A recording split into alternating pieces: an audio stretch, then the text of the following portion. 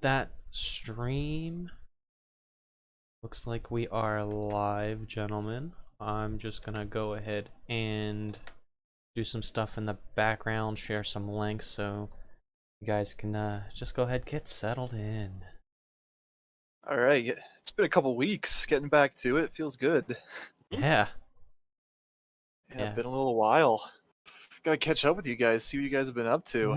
Yeah, I know. It was weird the last couple weeks not doing anything for Friday nights. Yeah. Yeah, you guys, what are you guys Busy playing? working. I'm playing work. That's what I'm playing. That's not Lame. news. No, Okay. get out of here with that. What have you been playing? Honestly, really nothing beyond like wasting time on NHL. So that's really what I've been playing. An exciting return for dialogue options. Mm-hmm. Yeah, I've been still steadily getting through Bloodborne, and Okay. it's been pretty fun. Yeah, it's been a good challenge. It's definitely a great game. I see why so many people love it so much. I'm right at the end of the base games, kind of like story stuff, and I pretty much just have to fight the end boss. But before I do that, I want to go through the DLC. So I've been working my way through that, and I think I have a couple more bosses left there. So I can see the light at the end of the tunnel with that one. Okay. You having fun with it? Yeah, I am. It's a good challenge, but yeah, for the most part, it's pretty manageable. You know, if you just go in there, you really have to like respect the enemies that you're fighting. You know, you can't just go into a fight and even if something looks dinky, you know, if you let your guard down a little bit, you could get taken down by even the normal enemies if you're not careful. So it is a good time, and I haven't had too many frustrations with it. Some of the bosses have been really difficult and took me many tries to finally beat them, but I am enjoying it.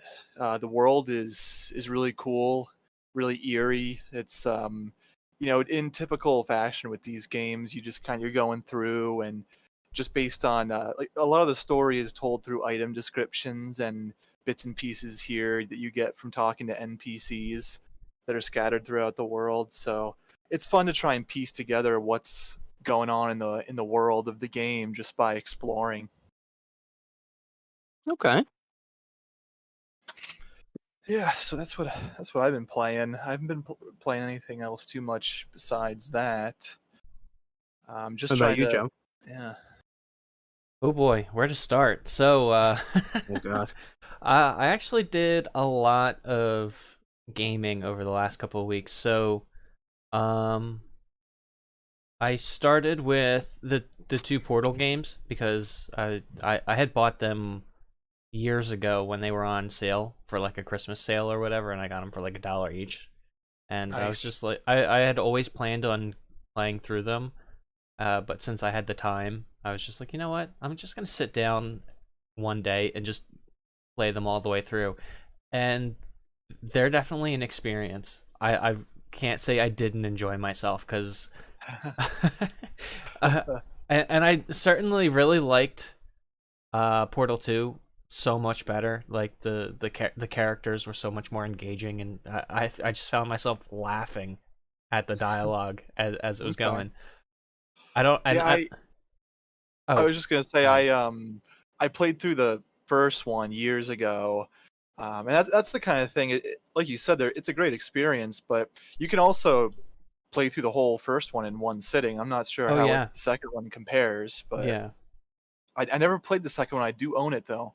hmm Yeah, I think I beat the first one maybe within 2 hours, maybe like an hour and a half tops. Hmm. Relatively short, not Yeah. too difficult. I think the last like 2 or 3 levels were the only ones that were a bit of a challenge. But once Yeah, you kind some of of them like are kind of a brain bender. hmm Yeah, but then it took me, I want to say, somewhere close to like 7 or 8 hours to go through Portal 2, and mind you, I played both of them in one sitting. So like by the time I was getting on hour 7 or hour 8 of Portal 2, I was like, oh, all right, I'm really enjoying this game, but when is it gonna end? Is Portal 2 the one that actually wasn't there multiplayer in that or something? Yes, there was. Or not? Yeah, there's like 2 robots or something. Mm-hmm.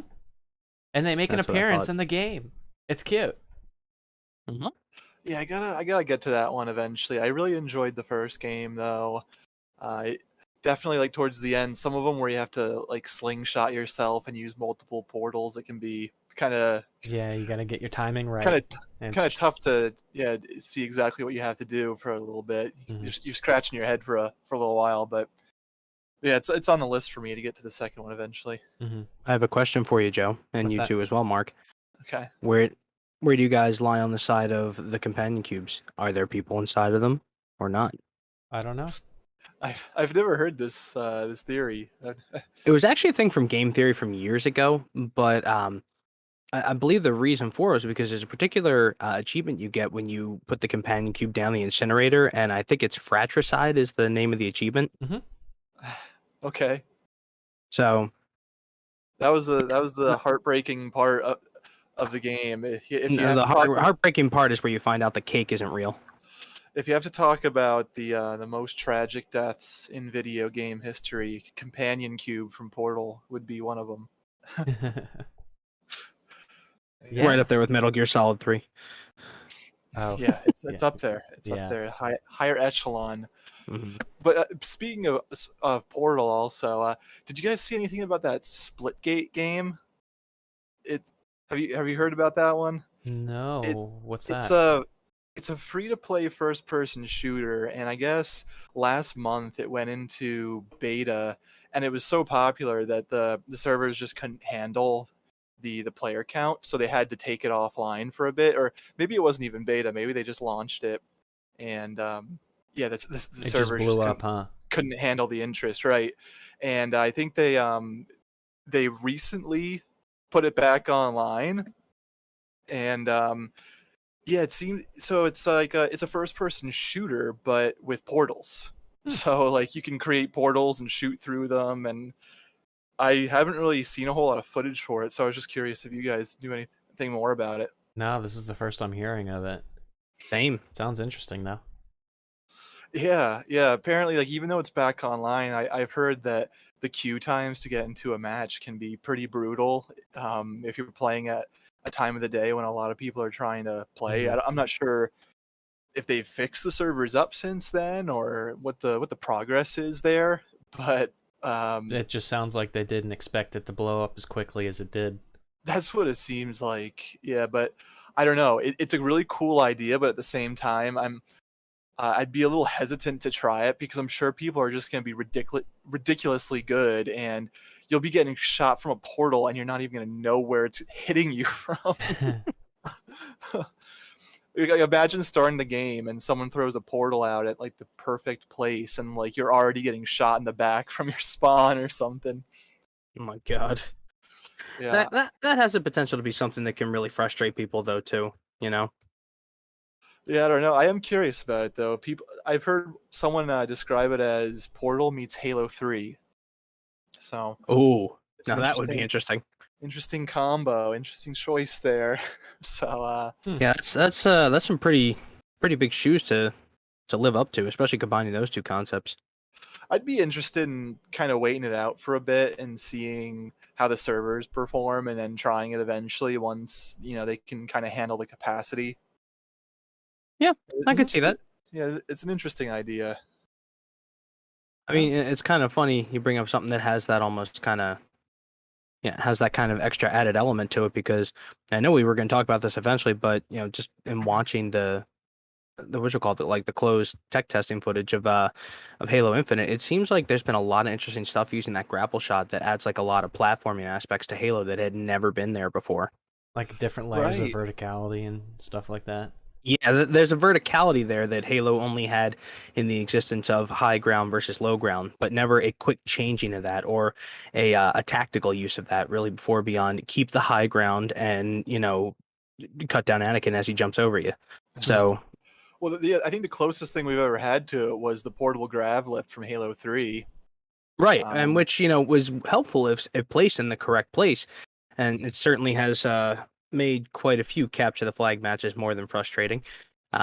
Yeah, if you can juggle it up there, but even that thing with it's kind of tough to use that portable grav lift. I mean, the first thing I think about when I think about that item in Halo 3 was on the map High Ground when you Yeah. were spawning outside the fortress and you Mhm. could pick up that grav lift to get to the where the Spartan laser spawns on top of the fortress. So Gotcha.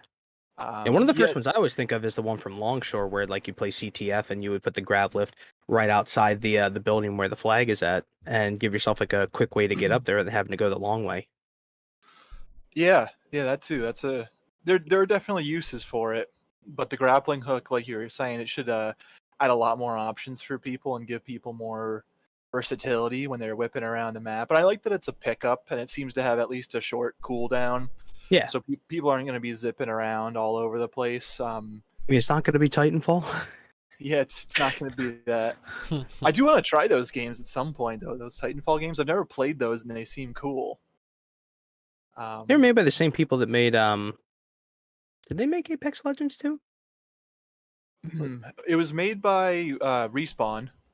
Oh, I'm sorry. It's the same people that made Jedi Fallen Order. My bad. Yeah, and There we go. yeah, when they brought it was the company was founded by the two guys who kind of made Call of Duty what it was, Okay. and yeah, there was this whole lawsuit fallout a while ago, like years and years ago, Mhm. where they were supposed to get some sort of big bonuses for the success of Call of Duty, and they never got them. And so they left the company and started Respawn, and then they created Titanfall after that. But Gotcha. always seemed interesting to me. Bringing mechs into the first-person shooter could be cool. And I've heard multiple times that the campaign for Titanfall 2 is actually fantastic. Yeah, I've heard nothing Does it but have good things about it. Does it have multiplayer? Do you know? Yeah, the first game I think was multiplayer only, or it had some sort of very bare bones single player element to it. And then the second one has both multiplayer and a campaign. No, I mean like can the campaign be played multiplayer? Do you know? Oh, yeah, I'm not sure. I haven't looked into it. Not sure That'd be at kind of all. cool. Yeah, and I think both games are dirt cheap, so Mhm. you know, True. be interesting to check out. Well, I like the added extra element, not just of verticality, but of like creating a 3D space in which you actually interact with the players around you rather than it just being like a more two-dimensional kind of feel to it. I mean, not that there's not that height difference in Halo already, just because of the way it's put together, but I like the extra That mobility. element that it brings to it. Yeah, that extra mobility I think will be really kind of cool for finding ways to flank people, finding ways to catch people from different positions. Like, most of us would always, be busy playing, some sort of multiplayer match in Halo, and there's always every once in a while one guy where you're like, how the hell did he get up to where he's at? Well, now we're going to be seeing that a lot more often, you know? Yeah, that's true. The grappling hook in Halo Infinite, that not only does it add that mobility, but yeah, people I'm sure will be using it and trying to get to all sorts of crazy places that they might not, supposed to be able to access. I'm sure I'll be crying foul about some sniper that's up in the stratosphere basically at some point. So, You'll find something to complain about, that's for sure. of course I will. It wouldn't be me if I didn't. Yeah, wouldn't be you playing an FPS game if it wasn't. This is true. I mean, you know my feelings on snipers, and now the entire audience will have to learn it too. Yeah, they're learning. Mhm. I take it you haven't looked too much into Halo Infinite, Joe? No, not particularly. Okay. He's Yeah. not a big Halo fan. Yeah, I know, but Makes me sad. figured I'd ask. Yeah, I was watching the Act Man play. He was doing a live stream that I happened to be on YouTube when he was doing a live stream of the beta from last weekend. So I was watching him play that, and it was in like the final night of the beta where they actually brought PvP into it. So you could actually see people fight against other players. So it was it was cool to watch. There was just a few maps, but it looked good. Definitely made me excited for the the full game to come out later this year. Mhm. and we yeah, well, I actually saw some of his thing. I don't think I saw it when it was live, but I watched some of it later, and it was cool to see that all the weapons seemed to be viable. Even like the sidearm pistol was viable, which was cool. Because in some of the the past Halo games, like especially I hate to say Halo 2, even though it's one of my favorite ones, the pistol was kind of trash Oh unless you yeah, doubled up and hit every shot. yeah. The Halo 2 Magnum was not ideal. Yeah, they went from one complete side of broken to broken in the bad way, and it looks pretty good. There's some other weapons that look pretty cool too. I can't wait to use the what's the one that's the harpoon like thing? I forget the name of it. The skewer. Yeah, I cannot wait to use that thing. That's gonna be so much fun, Yeah, that especially looks against like it's gonna be vehicles. really satisfying. And then there's that. It's like an energy. It looks like a plasma shotgun almost, where I guess you can fire it in a wide spread, Oh, or the you Ravager. the Ravager, yeah, and Hmm. then you can also do like the quote unquote aim down sight, like the focus, and Right. then you can do it like in a vertical spray of plasma. So if you Oh, hit that's someone cool. dead on, it's going to do big damage. And when I watched it in action, it looked a lot like the Wookiee bowcaster from Star Wars Battlefront. Oh, that's cool. Yeah, you're right. You know that you get the idea. Yeah. You get what I'm saying? Yeah, because like you could focus it in and get that stronger shot or like a Hmm. more shotgun spread. So I like that. That's pretty cool. I'll tell you yeah, one thing. The Needler looked really good in this game. Needler. Yeah, I didn't see it in action too much when I was watching, but It fires fast, and they brought back apparently the Ackman said this specifically. They brought back the Halo 1 melee with the Needler, okay, where it actually like hits them with the needles of it rather than just hitting them up beside the head with like the back of the gun. makes So more sense. yeah, there's that one. There was I think if anything, the one that was somewhat underwhelming was the is it the pulse carbine? I forget the Hmm, name of it. It's the one that's like a mix between like the plasma rifle and the it looks like the carbine. okay, It seemed like the tracking was a little underwhelming. all right. Was it like the 3 round burst carbine kind of thing? It kind of looked like that to some extent. I think you could fire multiple bursts, but it burns out after a few and has to cool down. Okay. But I Well, mean, it looked cool enough. It's something that I think if you use it from a distance where you're in like a hall type of situation, and somebody can't really move that far side to side, that it could be a lot more useful. right. And I'm sure they can tweak it if it's underpowered. They could give it a buff or something. But No, absolutely. I'm happy that the pistol is a viable weapon. I always like when the handgun is viable. There were a couple games, I think maybe like Reach and Halo 5 where if you start with like an AR and like a Magnum as your secondary, I think Hmm. I had more kills on my record with the Magnum than the assault rifle because they were viable if I remember correctly in those games. No, you're exactly right. I actually used the pistol quite a good bit in Halo Reach, and it felt really quite good to use actually. So Yeah. it wasn't it wasn't like a liability like it was in two, especially Mhm. in two, and a little bit less in three, but it still wasn't that good. Um, it was nice to see it kind of make a comeback. And here, it looks pretty good. It looks like it'll be a good time. I like the look of Yes. the game. It looks really nice and vibrant. It does. It does. I'm curious to see what the other map designs are gonna look like because so far, I'm not like too blown away. One of the Hmm. one of the things I heard Actman say is that he wants to see some weird shit. He wants to Hmm. see some more maps with More crazy design. Chiron. It's kind of funny. Axeman just tweeted a picture of the Chiron map in Oh on my Twitter god! on Twitter just today or yesterday or something. It's like Um, more maps like this, please. he was Said just nobody. saying like man, like Halo 1 Combat Evolved maps were crazy, dude.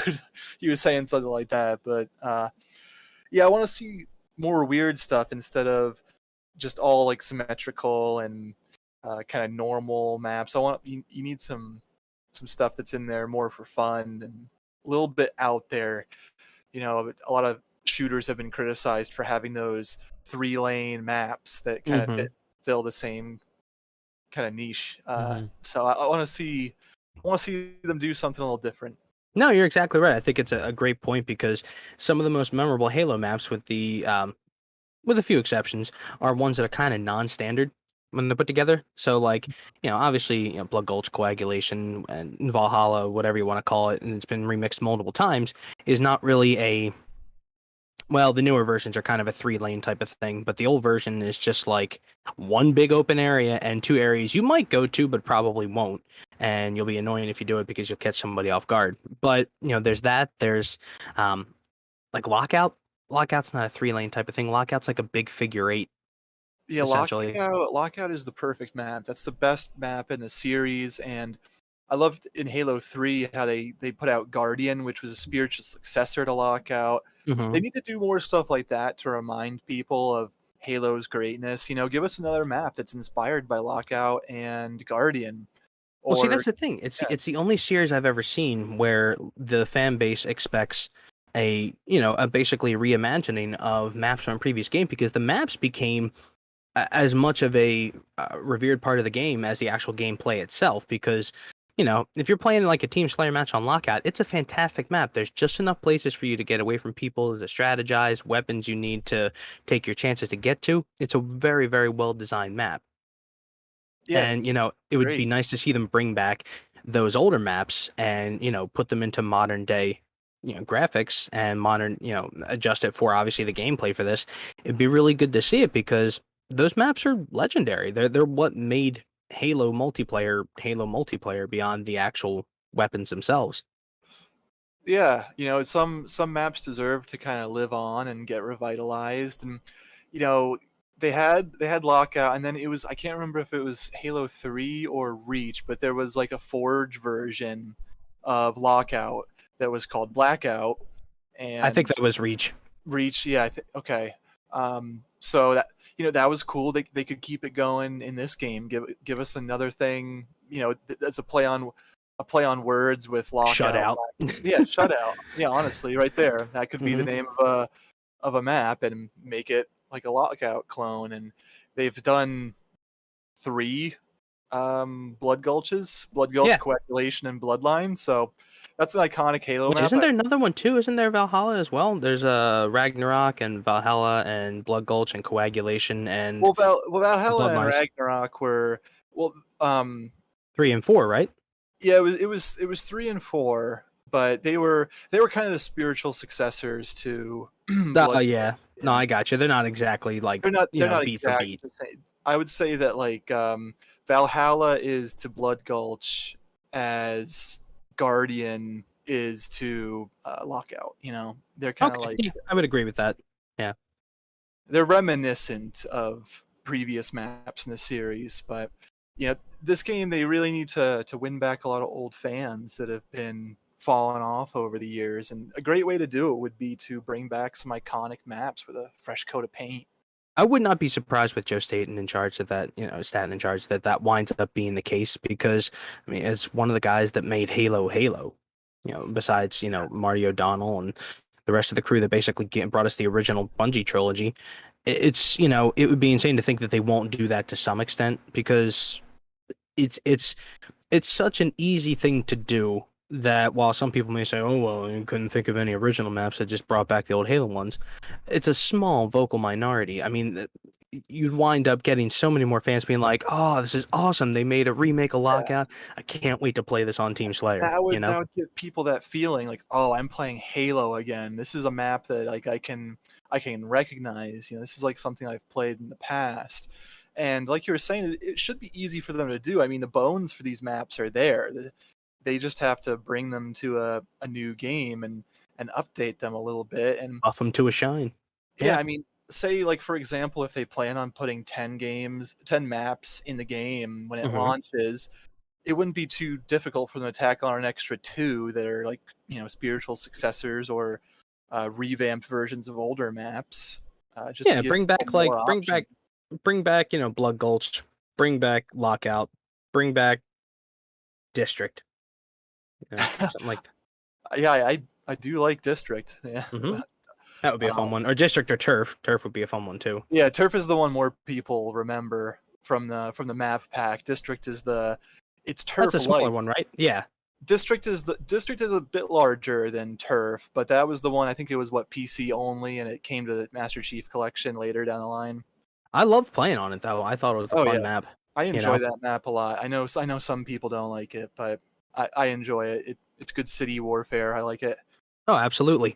I mean, the cool part there is, we talked about not having, just your standard 3-lane, shooter map. That map is a mess, but it's a blast of a mess because there's so many different places you can go. There are places that double back upon itself. There's like places you can go and hide in that are height differences that you'll catch somebody For if they're not district, actively looking for you. Yeah. Mm-hmm. yeah, it's cool because like it allows for play on multiple uh levels Right. of terrain, and it gives you that it gives me at least that idea of really a good like urban warfare kind of map. You have it's pretty much a big square that you can drive around the perimeter of, but then the core inside the square is this like patchwork of buildings, and you can jump on top of those and get on top of those and find power weapons up there. You have parking garage on one side, a little base on the other side. It's a cool map. And you always have a mad, as much as you would think it would be a map people would be fighting with, like, warthogs and ghosts on, it usually becomes a mad scramble for either the snipers or the rocket launcher. Or the sword, which literally are within, like, throwing distance of each other. So, Yeah, they're all over the place. So I enjoy that map a lot. And I don't think there's any problem with taking classic maps and kind of carrying them through the years. It's kind of like Nuketown from Call of Duty, mhm. like Joe. I'm sure you've played many matches there. Yep. As have I, and they've carried that map across a bunch of the games, right? Mm-hmm. Yeah, I think it was all of the Black Ops, if I'm not mistaken. They all had their own version of Nuketown. And there's 4 of them now, right? I think so, yeah. Yeah, so 4 different revisions of the same kind of map, and if they made a Black Ops 5, I'm sure people would want it again, Oh, It'd absolutely. be like obligatory to keep it in there. Well, see, that's the thing. That's the way a lot of us kind of felt about the more modern Halo games. Is that, like, and correct me if I'm wrong, because I didn't remember playing a whole lot of Halo 5 multiplayer because of how quickly we kind of abandoned it. But I don't think there were any really big remakes of any older maps in that game, were there? I'm trying to think of any. I mean, I there were a mean, few that kind of felt like old ones, but not anything that was like, oh yeah, they redid this one. yeah, I mean the problem with Halo 5's multiplayer, as you know, I enjoy Halo 5's multiplayer. For me, I rank it number 2 in the series. I really like it. It's a great feeling multiplayer, absolutely. The gameplay feels great. The only part where it was lacking for me was with the maps. I just felt like they weren't as iconic as, say, Halo 2. Right. If it had really awesome, memorable maps to play on, then who knows? I could even rank it as my number 1. But you don't. You need like we were talking about earlier, some more unique maps Right. in there, not just your standard stuff. One thing that comes to mind is like Ascension in Halo. Oh yeah, that's a good one. It's it's an oddly shaped map with these 2 small kind of base / lookouts on each side. You have this weird rotating thing in the middle. Like, what the heck's going on there? It's just it's one of those very Halo maps, and you don't see design like that in other shooters, and that's the kind of thing that we need more of. No, I agree completely because I think one of the things that some people kind of get caught up in all like the the crazy stuff you can do in Halo and all the crazy trick shots and that kind of stuff. But one of the things that Halo always excelled at was that, like, it brought a chaotic element to the first person shooter versus something like a Battlefield or a Call of Duty. Like, Call of Duty excelled at person to person, infantry to infantry, warfare, but it was never really chaotic. It was just you either encountered somebody and fought them 1-to-1, or you got sniped from across the map because you stuck your head out. Or, with Battlefield, it devolved into big tank battles or plane battles. But Halo had a thing of keeping a frenetic pace and a chaotic quality that made it just as much fun as it could be frustrating, and yet at the same time enjoyable to play. I said a whole lot of stuff there. Yeah, but yeah, definitely gotta see some maps with more going on in them. Now, like Joe, would you pick up Infinite? Would you, refuse to get it? Would you wait for a discount? What's your stance on it? I think if I recall correctly, they were making the multiplayer free, right? Yes. Yeah. Or So yeah, yeah. So that's what he'll probably so do. I have no reason not to get it then. that's true. And How could I forget the bullet point that's been shoved down everyone's throat for the last free. months? Yeah. Oh my so, god, you and the rest of the noobs. He'll finally do well at the game. Yeah, probably. Probably not. No, probably not. But it's you know, it's gonna be fun. I'm looking forward to. I'm a little bit nervous about how the whole like free to play for the multiplayer thing is gonna shake out. Considering that whenever I hear that, I'm always waiting for the other shoe to drop a monetization. Right. But There's gonna be it's inevitable. Mhm. I would hope that they give some sort of advantage or some sort of incentive to the people who actually buy the full game, which I definitely plan on doing because I want the campaign, I want the whole package. oh, absolutely. I'll be taking a day off from work to to get that game rolling for sure. But yeah, I would it's hope that maybe they'll do something where like the cosmetic items that are available to people who play free to play that they would have to either get points or even spend money on points to get that those who bought the game outright can get it through just a progression of playing through the game. That would be a nice way to do it. or if you're unlocking like armor pieces or skins with points that you earn from playing, then it'd be nice that if you bought the full game that you just get a boatload of these points so you Yeah. can buy a lot of cool stuff pretty quickly. I think that's a reasonable way to do it. And I think it's a way that would make people happy about it too, because, a segment of the gameplay wouldn't be locked off if you didn't buy it. But at the same time, you're not saying, well, why did I spend $60 on this game when I could have just played it for free and been on the same ground as everybody else?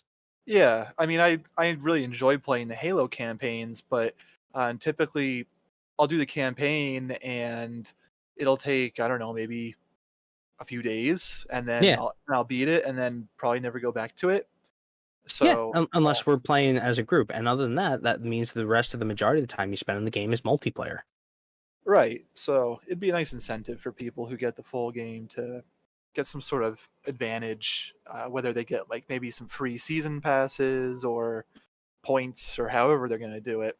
I think it's a good way to do it, and I think you're onto something there. And I would certainly hope that that would be their intention, because if not, it will not take much for a fan base that's felt somewhat scorned to cry foul. So they got to get this right. Yep. Yeah. But I do remember hearing that they will have battle passes, but they don't expire. I know we might have talked about it before on here, but if you buy the battle pass, it's not like you have to worry about getting through all the challenges in a set amount of time if you want to unlock everything. If you buy a battle pass, it won't expire, and you can work through it and take however much time that you want to complete it, which is a good idea. It's kind of like how MCC handles seasons now. Right. So I'm down for it. Oh, same. Now I have a question for you. I'm trying to remember. Is it actually coming out both on Xbox One and Series X? Because as a few of us noted yesterday, there was literally a restock at Walmart, and they were gone within like a minute. So Oh yeah, it's frustrating. I don't I should pay more attention to the restocks. I've started to pay more attention because we're getting closer to these games that I want the Xbox for. And so yeah, I was paying attention to that Walmart restock yesterday, and really frustrating. I was there. They were restocking online at 3 o'clock, and as soon as my phone hit 3 o'clock, I hit the refresh button on the page. The add to cart button was there for the system, and I was just getting error messages. And yep.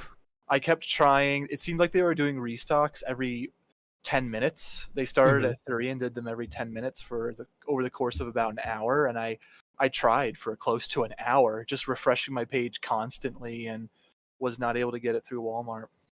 It stinks too, because I get the very funny feeling that by the game that should be the biggest console seller comes out, you'll be lucky if half the people who wanted to get the system can even get it. Yeah. But I mean, like I said, I'll give Xbox credit for the fact that and I looked it up. It does have, it's for both, and it does have smart delivery because it's an Xbox Studios game. It's one of their first party games, Hmm. or rather second party, but essentially part of their in-house group of studios. Um, it's a smart move on their part because that means that we can at least play it on Xbox One, and then when all of us get a Series X, we can finally play it all together. Right. That's a really smart move on their part. So Yeah, but I do want the system before October when Battlefield 2042 comes out, that's because that true. yeah, because for that game there's actually more of a difference there. You can't, if you have a Series X, you won't actually be able to play with people who are on Xbox One if you're This is playing true, and Battlefield. it doesn't have smart delivery for that because it's not a first party game.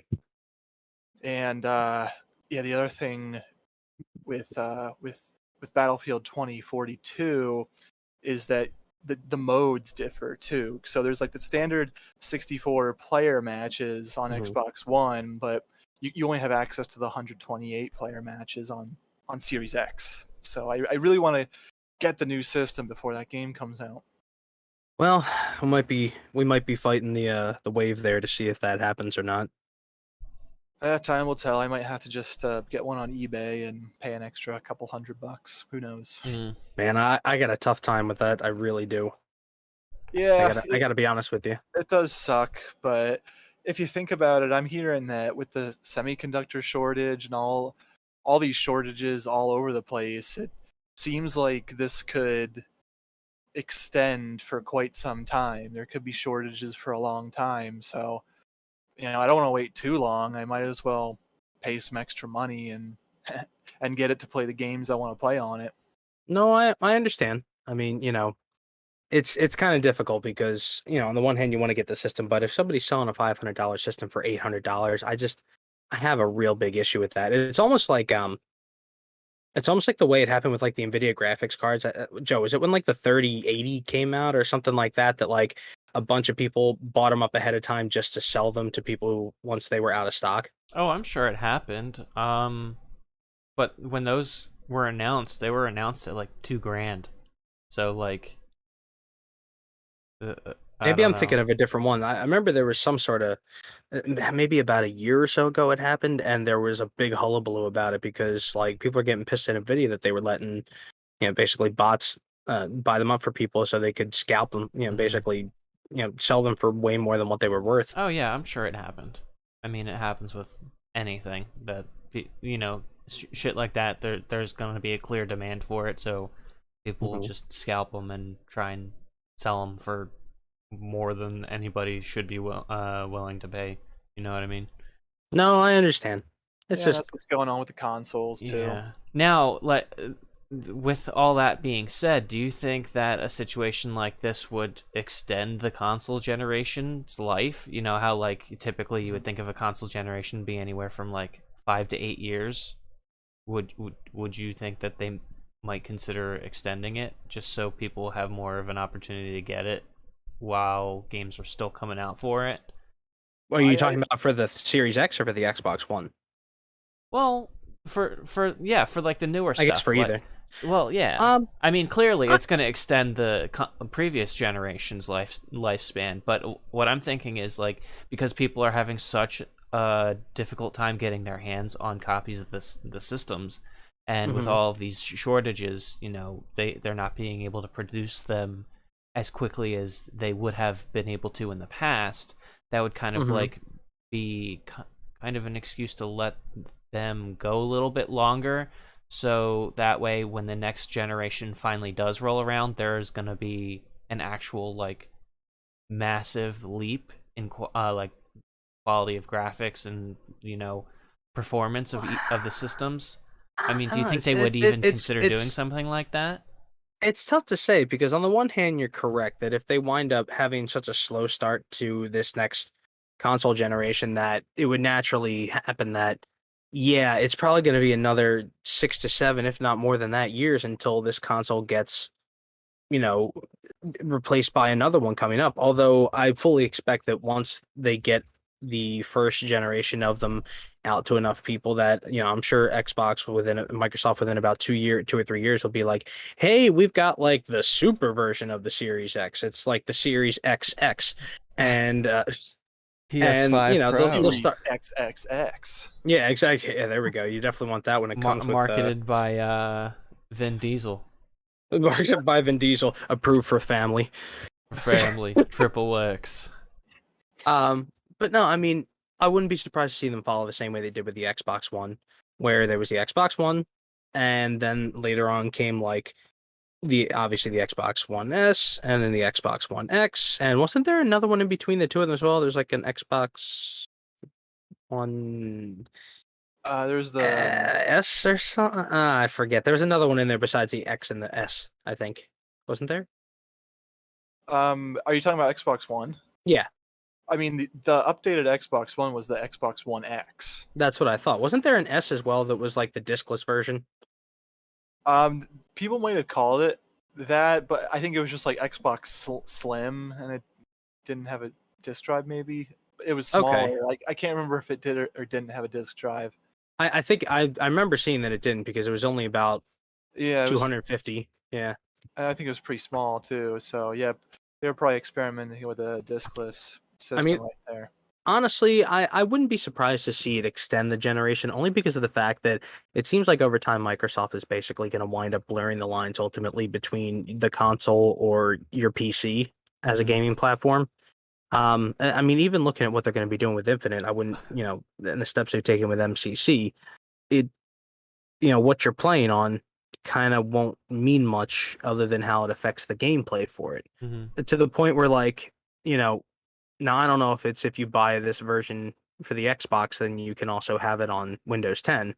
I don't know if they're going to do that or not. I got to take a look at that. But I mean, it could be to the point where, hey, if I want this to play on something so I can play with my friends and have it on something so I can actually like look at it better than my Xbox One, sure, why not get it for my PC? I'll just plug my controller in and play on that. But Yeah. at the same time, I think the lines are getting blurred enough that a dedicated console, especially one as powerful as this, is probably going to last, if not as long as the Xbox One has lasted, maybe even a year or two longer than that if they can string it out long enough. Right. Yeah. I mean, my first impression for your question there, Joe, is I would think that it would extend the lifespan of the Series X, for example, because with everything that's been going on and the shortages and people having a difficult time getting these systems, it's almost like the gaming industry is on hold in a way right now, just because people don't have the access that they need to get these systems. So it would really suck for people if they don't get the system until like 2 years into its lifespan, and then just like 4 years later the new system comes out or something like that. There wouldn't be too much of a demand for it there either, because people have just were able to get this new system a matter of just a few years ago. So people would be more hesitant to pick up the next generation after that. So I think it could extend the generation, but as I think about it, you mentioned blurring the lines, Russ, and I think that's a good point to make, because right now Microsoft's really blurring the lines with the Series X. You see all these games that are compatible with either the Xbox One or the Series X. You have that smart delivery. Well, like I said before, I think it's the smartest play for them, because the thing that always drove people nuts in the past when there were console shortages was that I want to play this new game and it's only available for this system, and if I can't get it, I can't play it. The fact that they had the wherewithal and the foresight to actually approach it the way they have now means that they've realized, hey, we might have a tough time getting this to everybody, but we want the people to still be able to play the games, which is great. Yeah, I wonder if they got lucky with that decision, though, because, you have to imagine that some of these decisions, like the implementation of smart delivery, it must be in the works for years, and could they have known that? Well, no, but I mean, there've been semiconductor shortages for more than just this past year. I remember hearing about this, correct me if I'm wrong, but I feel like I've been hearing about this as a thing since at least 2018. It has to do with like helium, right? No, it's I don't think it's helium. Silicon. That too.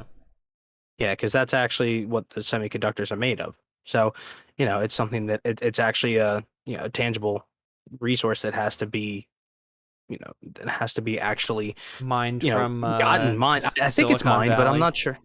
No, not mined from Silicon Valley. You gotta strip it straight from Steve Jobs' cold, dead hands. Yeah, good luck with that one. We're running out of Steve Jobs to power these semiconductors. Yeah. I would have to think that this is kind of like a coincidental chess move that Xbox has made, and maybe I'm probably thinking too much into it, but it almost seems to me like they're kind of a couple steps away from going out and say the next Xbox generation is the first generation of upgradable consoles. So then every couple of years they'll, instead of putting out a new console, they put out a new modular piece for it. Right, so say like they put out a new graphics card for it that you can just pop in, and they might even make it idiot proof with like how you go about doing it, like even with, say, back in the day with the Xbox 360 with the hard drives, it was you literally just pull the tab and it comes out and you slide it back in. You know what I mean? Yeah. I wouldn't be surprised because the dream out there for a long time has been like, it'd be great to have a modular system that's kind of like a PC, but upgrading a PC for dummies. Because the idea is like, instead of having to constantly put new consoles out there, you could extend the life by like, we have a new graphics processing unit. Because honestly, the thing that's going to be spending the majority of the time running the system is the graphics processor, not your motherboard. So, if you wind up having something like that, imagine it'd be like, the new Xbox Series X graphics processing unit, 20,000, whatever. Right. And it comes out like 5 years from now. Instead of having to get a brand new console, you just, or even not for the Series X, but maybe like for their next one, 8-10 years from now, they're like, we'll be putting out new graphics processing units in 5 years, and you could just take this one out and put the other one back in. Or same with the hard drive. You can take this one out and put a bigger one in when we make that later on. I think it's a great idea. I really do. It would be like Legos. You have this block of a system, and you just take one chunk out of it, and you plug in a new one. Well, it's funny that you say that, because that's how I compare to putting a PC Russell, together. Yeah. Shut up. Yes, that's what I would say. Is like building a PC is like adult Legos. It's actually really not that difficult once you kind of like learn where everything goes. I think it's just the issue for a lot of people, and I know I feel this myself personally, of getting over the whole you might screw up your system if you don't do it correctly. And for a lot of people, like, I don't want to lose what's on my system. If you to the point where you're not going to lose anything and everything's backed up, it really doesn't matter. Yeah. As long as you don't snap anything. Yeah. And I mean, as far as like the modular consoles go, like I just feel like it's a big missed opportunity right now, because especially with these new consoles that came out, they have insanely powerful CPUs in them. Like, oh, absolutely, they're rivaling 12 teraflops. Yeah, they're rivaling what the upper echelons of PCs can do right now. Yeah. And it just I don't know, it just feels like a waste for me to say, oh yeah, I'll buy a console, and then 5 years down the line, all right, I'm gonna kick that one to the curb because the new one just came out. You know what I mean? Like, there's hardware in there that's gonna stay relevant for at least a decade if you take care of it. That's the thing, is that like, oh, go ahead. No, I just wanted. I'm just agreeing, and I think it'd be kind of a good green initiative too, where instead of kind of churning through these consoles to move to a completely new console, you could make it modular and keep some of the stuff that's still working and swap out some of the stuff that's outdated.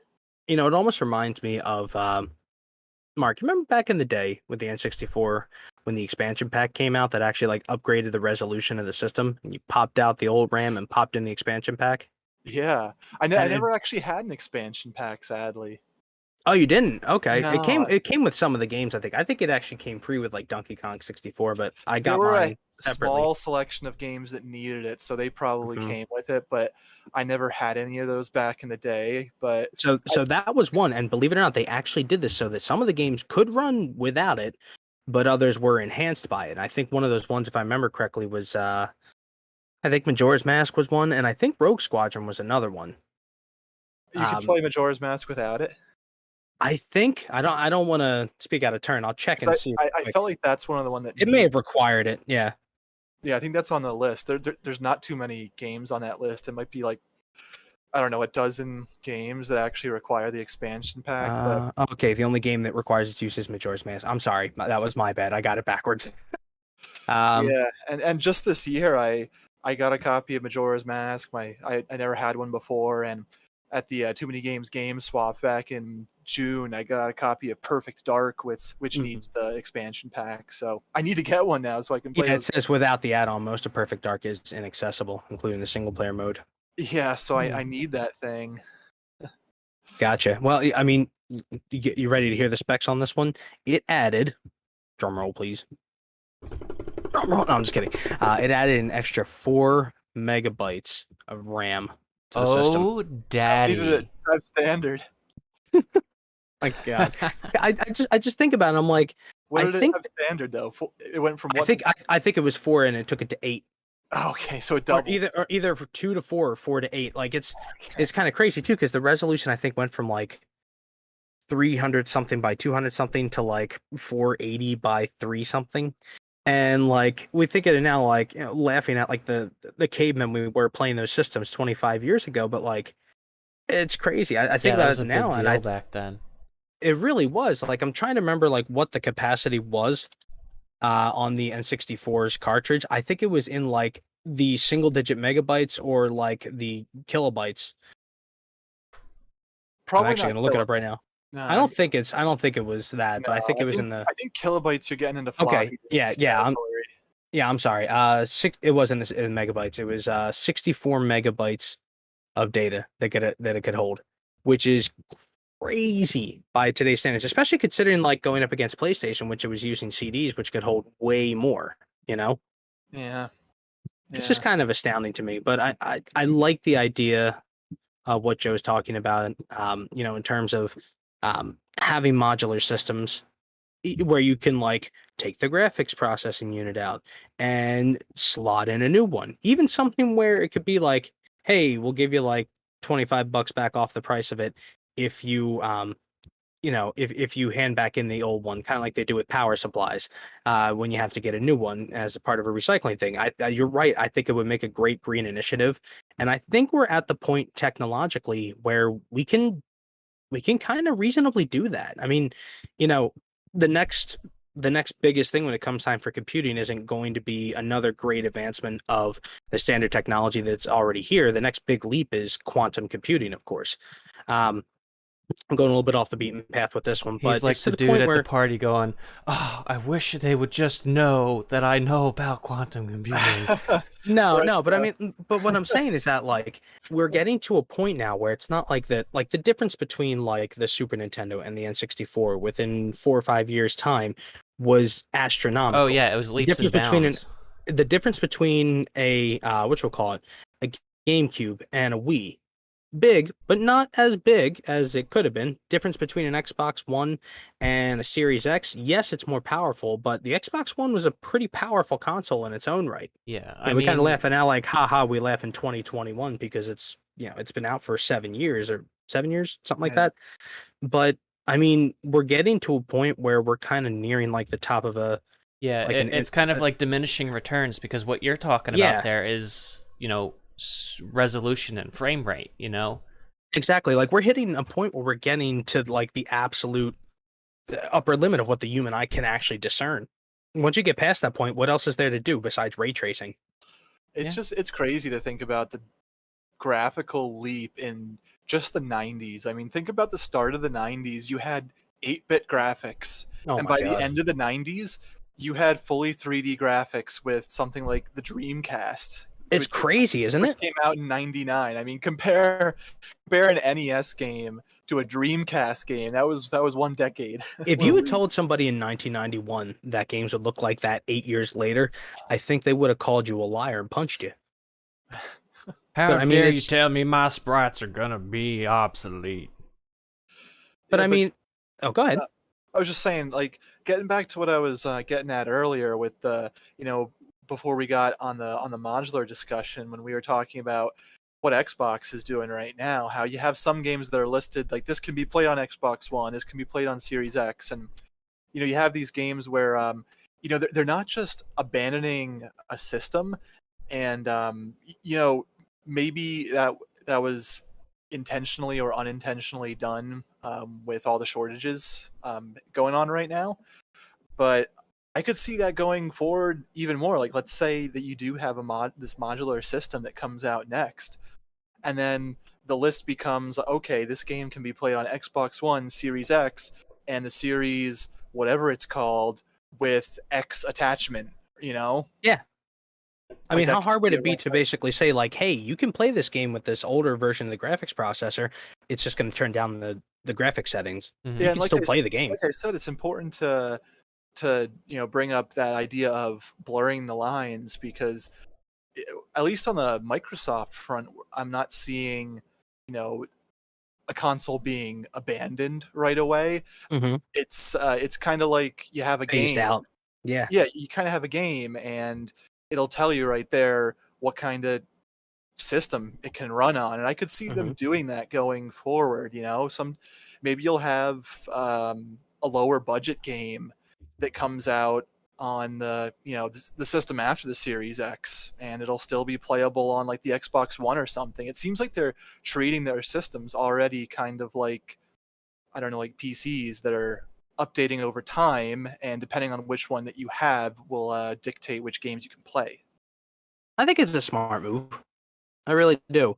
Because, I mean, I think what we're seeing is, again, talking about blurring the lines, I think we're starting to see a blurring of the concept of, a PC for gaming versus a console for gaming. And given the fact that, Microsoft produces the Xbox and also is like the largest, the company with the largest and most widely used operating system out there, I'm not surprised they're doing it because it's actually kind of a smart move.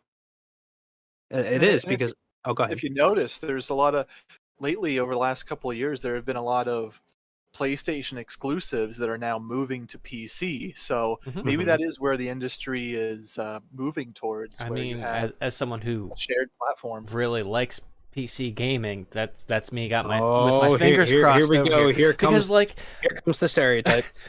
shut up. So the thing about modular like consoles and all that, it's just the entire time I'm thinking, wow, PCs have been doing that for centuries. Not literally, but you know what I mean. Like it feels like consoles have taken that long to kind of realize, oh shit, PC had it right all along. It would just be a matter of making it, more affordable and more accessible to a wider audience. Because I don't think it's that as much as the fact that, for a long time, upgrading your PC was something that kind of it was locked behind a particular skill level. You either knew how to do it or you had to pay somebody to you do had it. to know somebody who knew how to do it, right? But Exactly, nowadays, and it's a matter of just, pulling out.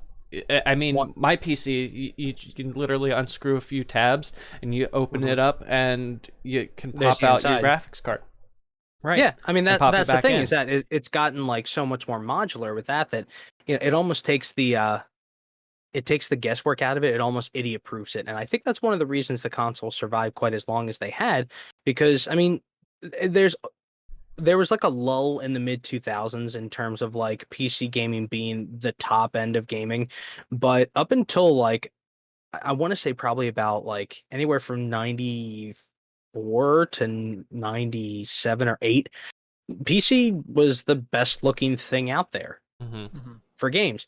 And then all of a sudden, like the 2000s hit, and I think the biggest boom of it actually probably started with the PS2 and the Xbox because of their widespread availability and the large install base, but Oh, also yeah. the advent of online gaming that didn't require you to like have to get like a VPN or use a gaming service like, what was it, like GameSpy was one of the big ones that was out there back then.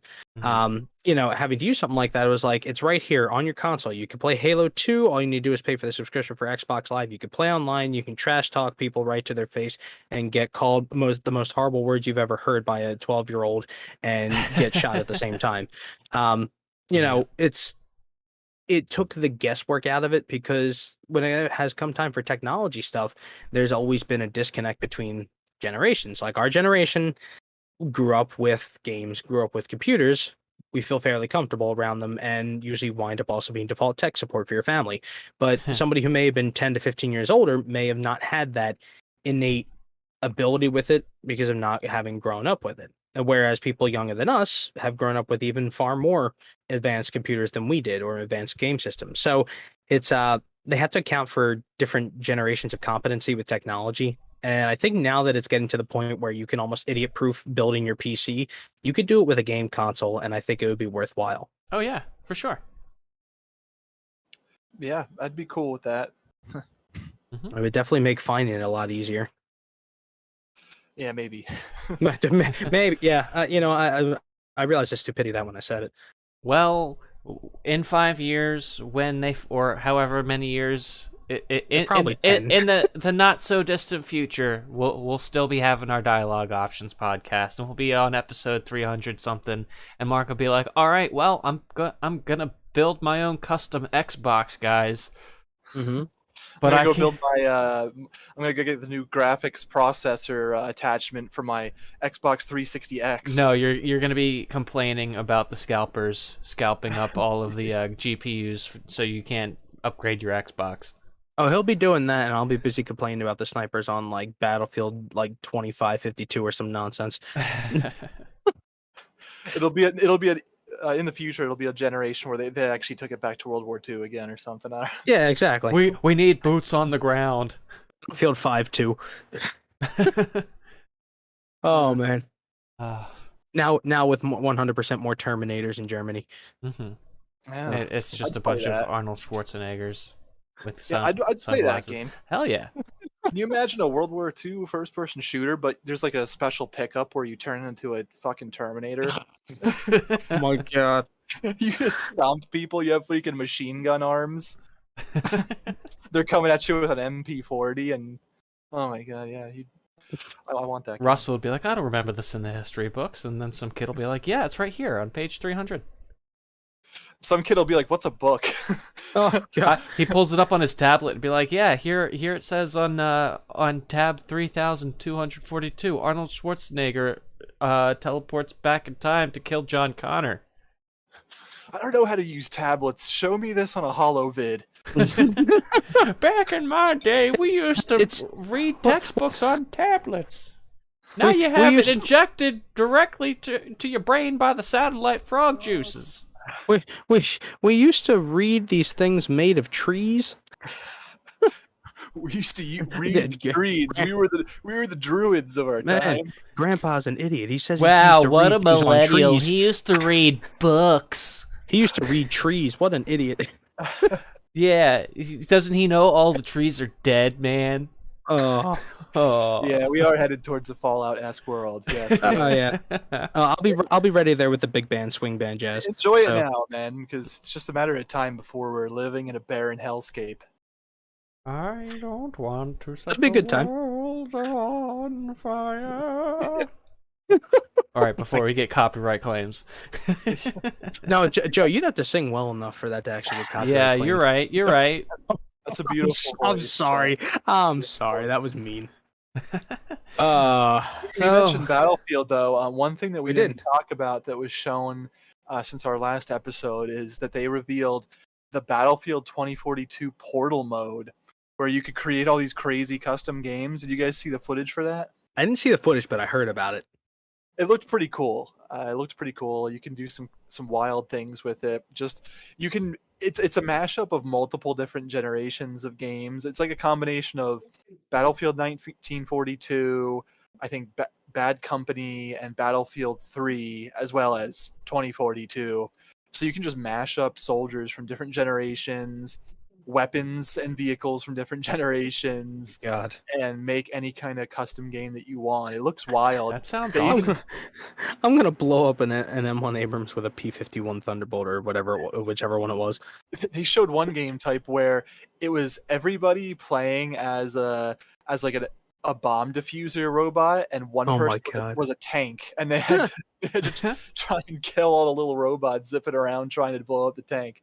Well, little did those robots know that tank was made before the Geneva Conventions. So, war crimes, baby. Yeah, you got them.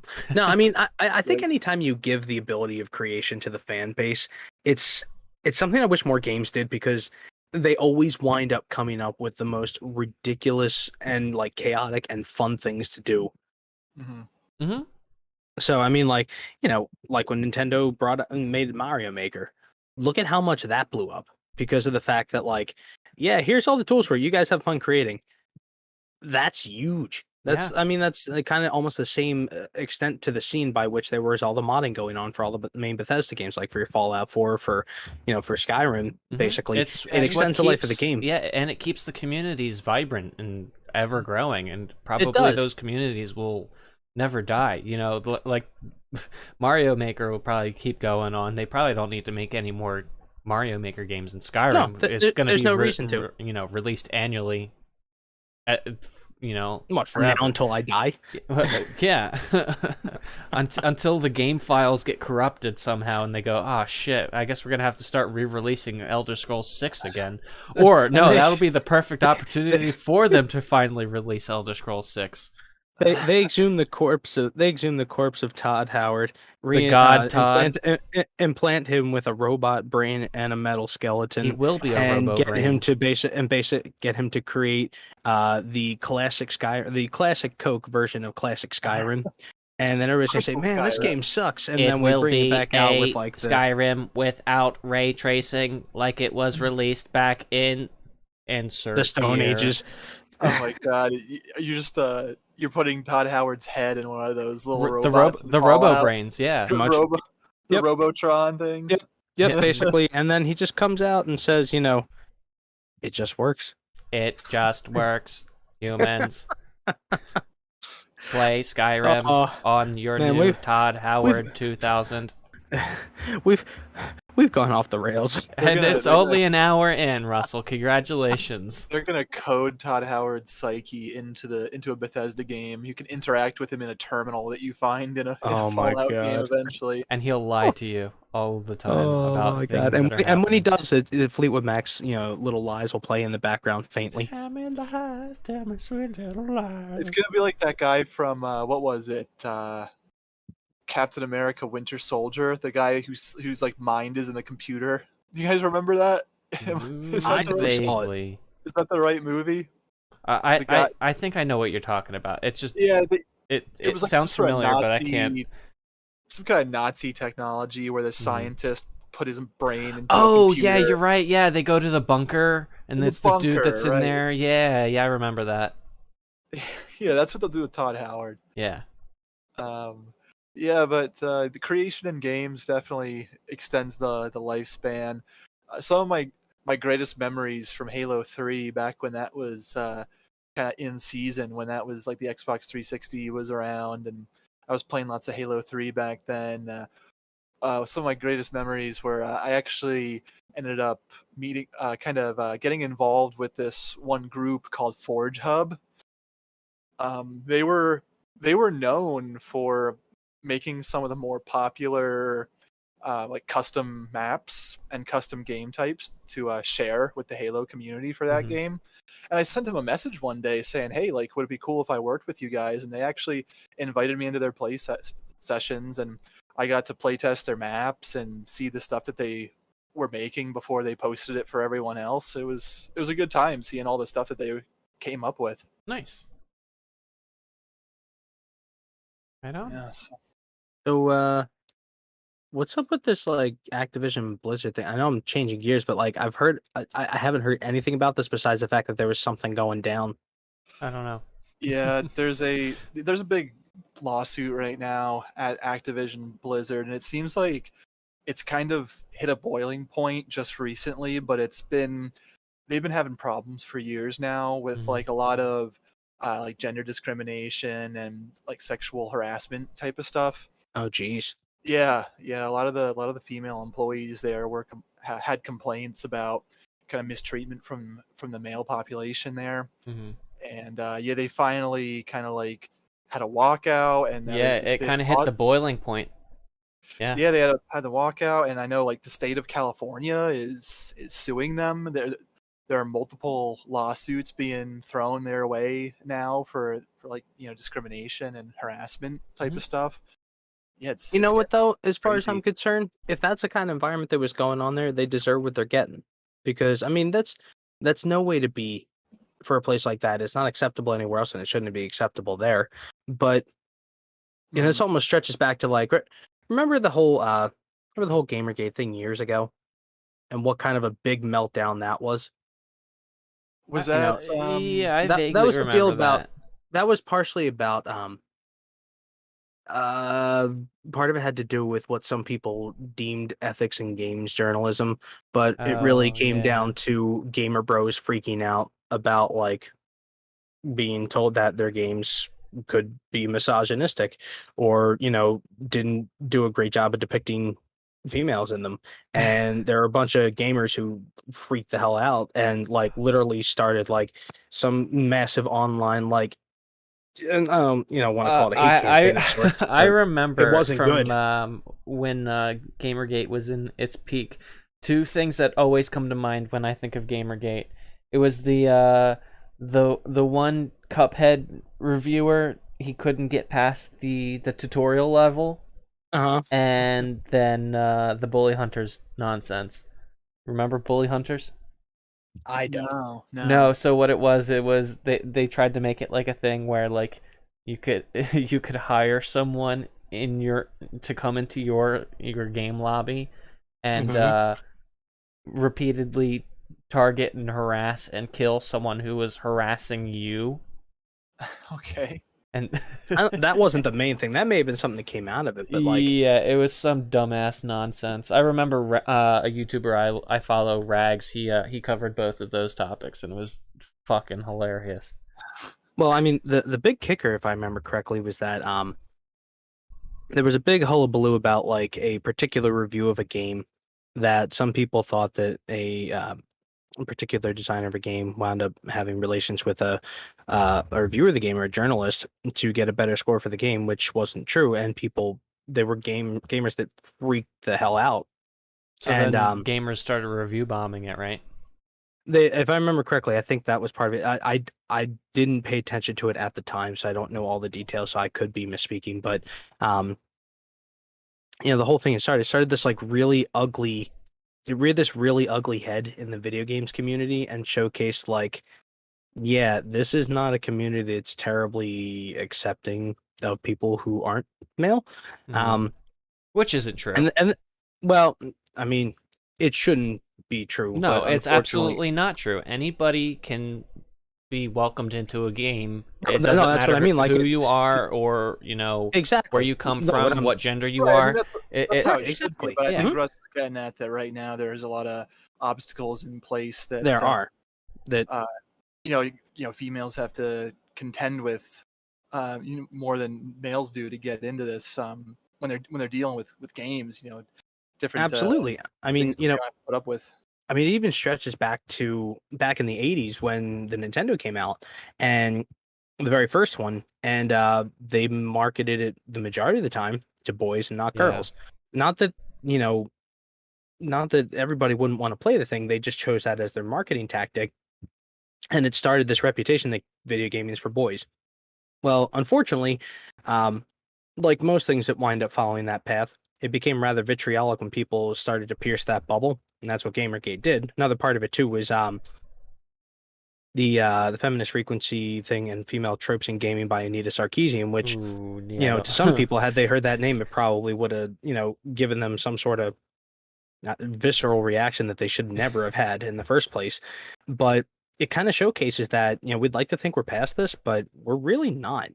And that really sucks. Like, it would be nice to be to a point where we don't see this happening, but it's just more proof that the work isn't done making, the entire industry and the community of gaming accepting of all people. And unfortunately, we've all dealt with a few gamers here and there that would just be, would like to slap upside the head for acting the way they act. Yeah, it's nuts. I mean, I hope something good comes out of this. I don't know if it's in the capacity of the Activision Blizzard leadership to turn this into a positive and get back on track. It seems like they had some pretty rotten culture though. From the articles that I was reading, it described the atmosphere as a frat boy culture. I'm not Much. surprised whatsoever, and it's really kind of saddening that I'm not surprised.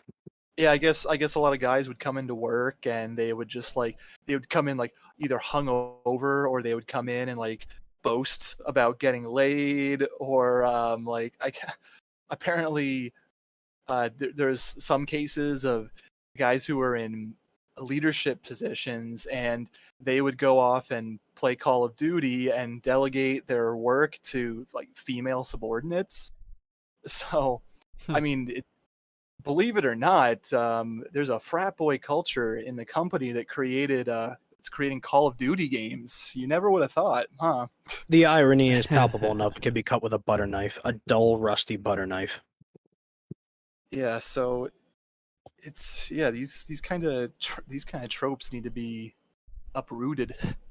Absolutely.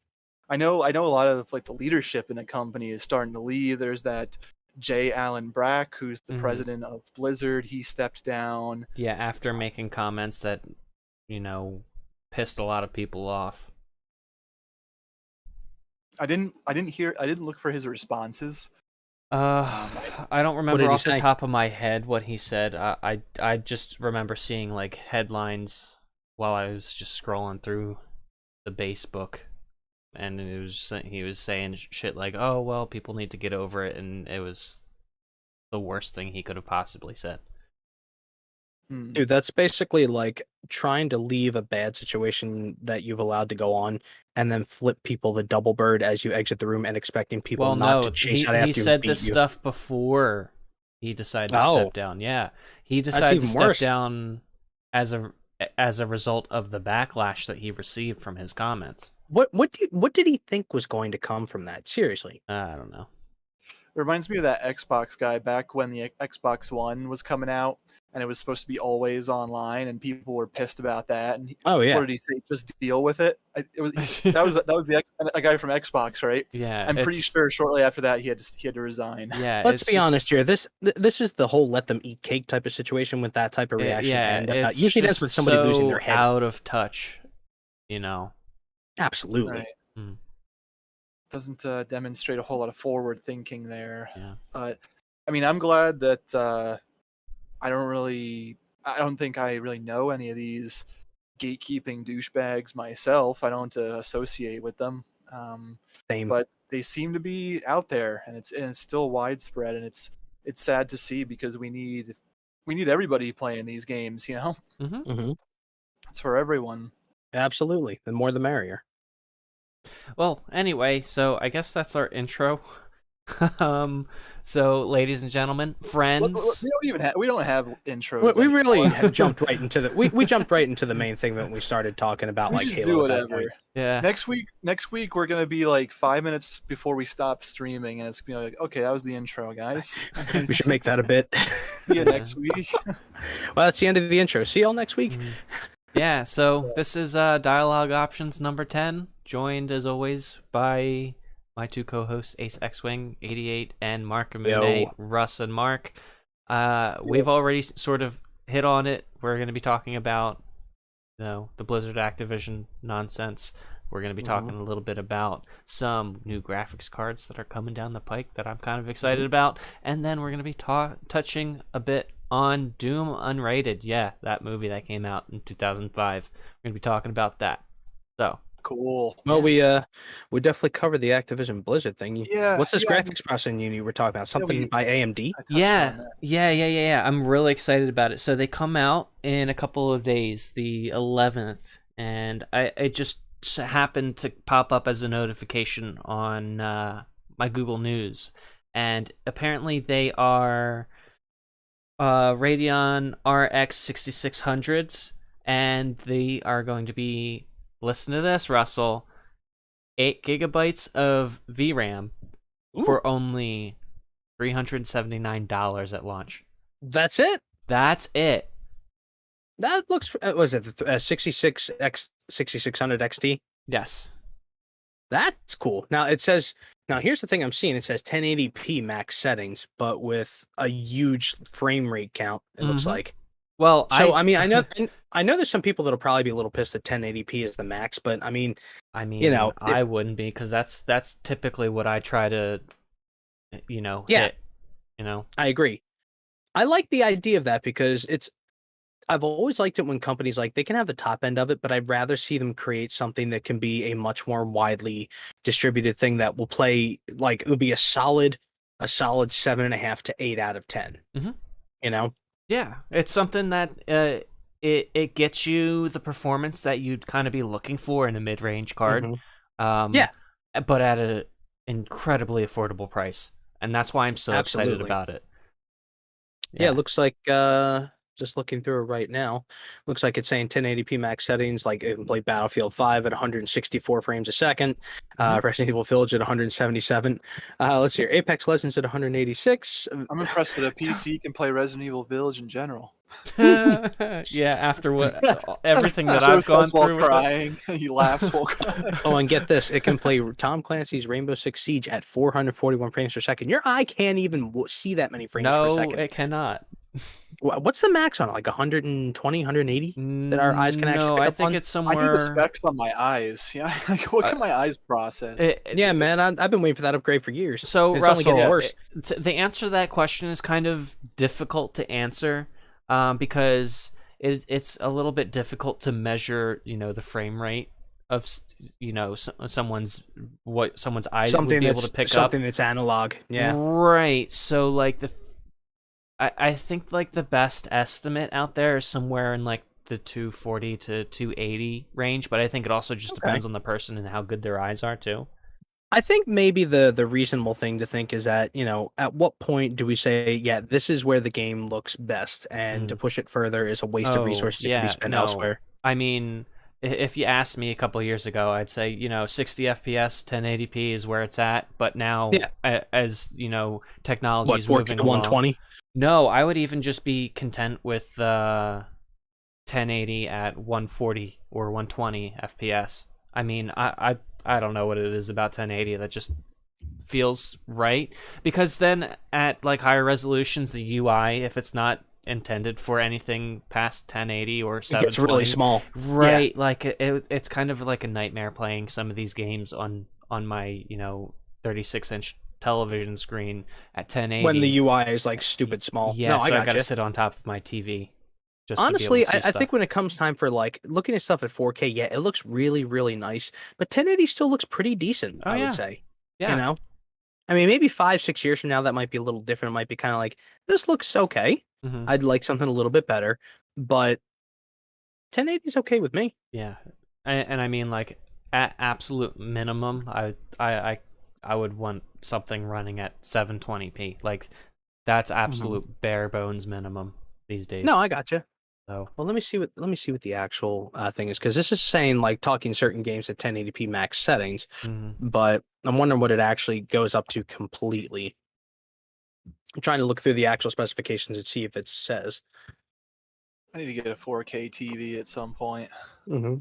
Well, I'm over here on. It does have It does have 4K support. Yes.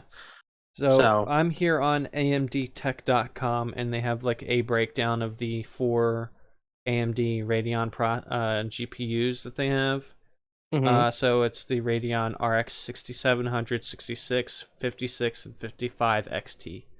And it looks like the main difference between most of them is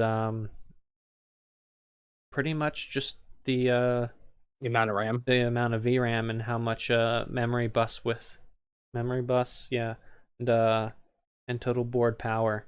So obviously the 6700 is going to be soaking up a lot more wattage because it's a 12 gigabyte VRAM, but that's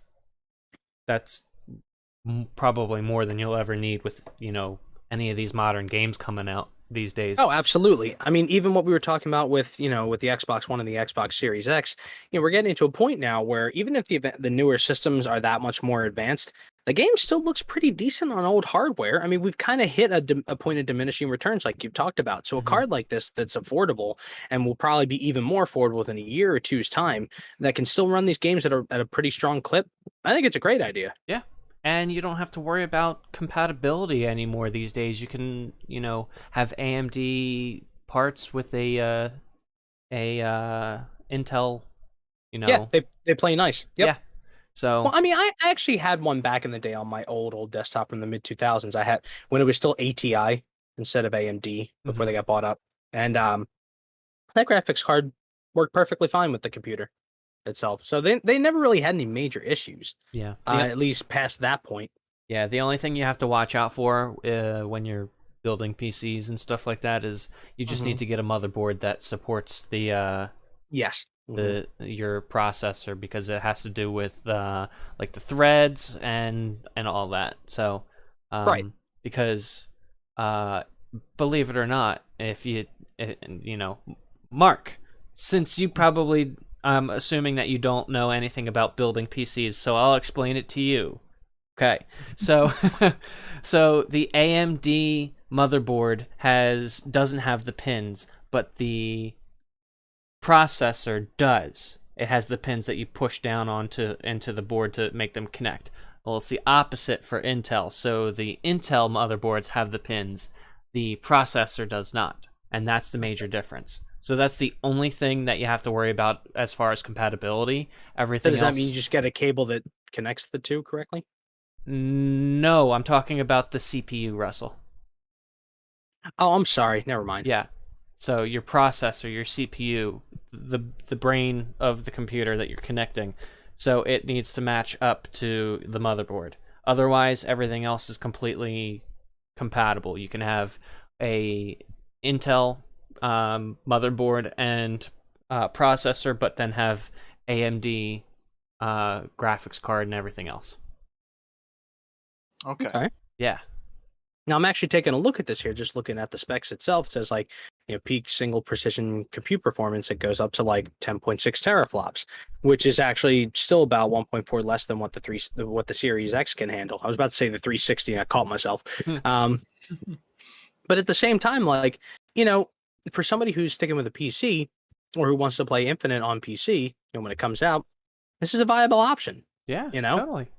I mean, that's one of the reasons that I'm hoping that it gets to the point where if you buy an Xbox game, a first party one, that you can have it on Windows 10 and you can also have it on your Xbox, and whichever one you decide to play on is what you decide to play on. It'd be great. I would love to see that happen, and something like this makes it much more affordable rather than having to try and find the system itself. The only downside being whatever is exclusive for the Xbox itself. If it's not coming to PC right away, then you have to wait. Yeah. Which I'm already accustomed to doing anyway. Yes, the stereotype. I know how it goes. Yeah, the only cool. It looks pretty cool, that graphics card. Yeah, and the only thing that I'd have to, double check with is what kind of power supply it needs. If I need to upgrade my power saw supply. That right here. So what's the recommended power supply? So it says minimum PSU recommendation is 500 watts. Oh. Typical board power is 160 watts. Okay. So I would still need to upgrade my PSU then. I get the feeling I probably would at some point myself. Yeah, because I've got a 400 watt PSU. Mm-hmm. So. Yep, that's the only downside, is when you get into that, next thing you know, you have to but at the same time, start upgrading your power supply. Power supplies are not that expensive. They could no, but at the same time, but between $100. buying a new power supply unit and buying a new graphics card, you're almost spending the same amount as a new. Yep. Yeah. So it's kind of 6 of one, half dozen of the other, depending on what you But also at the same time, though, Russell, you'll have a longer lifespan on those particular parts too. Oh no, I understand, but it's a ship of Theseus type of situation, because once you start replacing stuff, they'll have a longer life, but will the computer itself? Will the motherboard? Mm-hmm. So you guys that is what it is. Talking about your PCs and your ships of Theseus, and meanwhile I'm over here with my modular Xbox 360X. I wish that would be a thing. Xbox 360X. Yeah, it's after the X. That's after Series XS. Yeah. No, it'll finally be the Xbox 2. There we go. We've been waiting for the Xbox 2 since 2006. They better give the next Xbox a better name, or else I'm going to kick someone in the teeth. Oh my god. These names are getting ridiculous for it. Like PlayStation is like PlayStation 1, 2, 3, 4, and 5. Easy to remember. Oh, yeah. Nintendo, they've kind of gone off the deep end to some extent with like the Wii and Wii U, but they righted the ship and called it the Switch. Wii. But I can't tell if he did it as a SpongeBob reference or sang it to the tune of the Sega opening. Yeah, it Yeah, was the good SpongeBob call. reference. Okay. So there was that. He's Yeah, just I can standing also there. I can also hear the Sega pitch in there. Yeah. No. That wasn't my imagination, was it? He's just No, standing no. there. Okay. Menacingly. Yeah, Xbox, Nintendo, they're doing their own thing with the names. PlayStation, they just keep numbering them one up. That makes sense. Xbox is like the drooling kid with the dunce cap sitting in the corner of the classroom, just like picking his nose. doesn't All know right, what he's Johnny, doing. what are you gonna call your next one? 360, and then after that, one. But you already had an Xbox One. No, that's classic, man. That's an OG Xbox. Yeah, as he wipes the snot from his stupid nose. You know what? I'll think Microsoft is trolling us if the next Xbox system is named the Xbox OG. Or they could just call them the Xbox, and then that would be the modular Xbox, and that's when they're done naming Xboxes, because then it's just infinitely upgradable. It's just the Xbox, not Xbox, the Xbox. That would be like how it started out as the Fast and the Furious, and then they made one called simply Fast and Furious. Mm-hmm. Now it's F2F. Yeah. Or F and F. Or at this Xbox Family.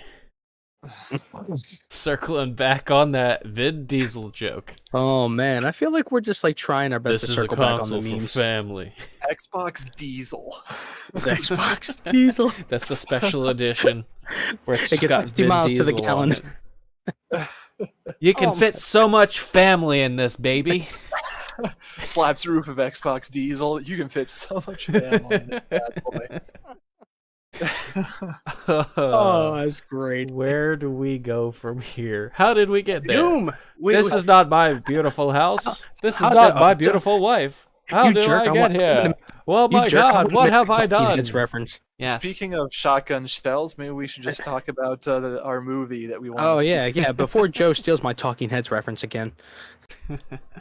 You jerk. Yeah. Yeah, Yes. so let's talk about Doom because we watched it as a group a few weeks ago, and Yep, we got together. We hung out at Mark's place. We watched it Indeed. on Amazon. It was our third choice, believe it or not. it was.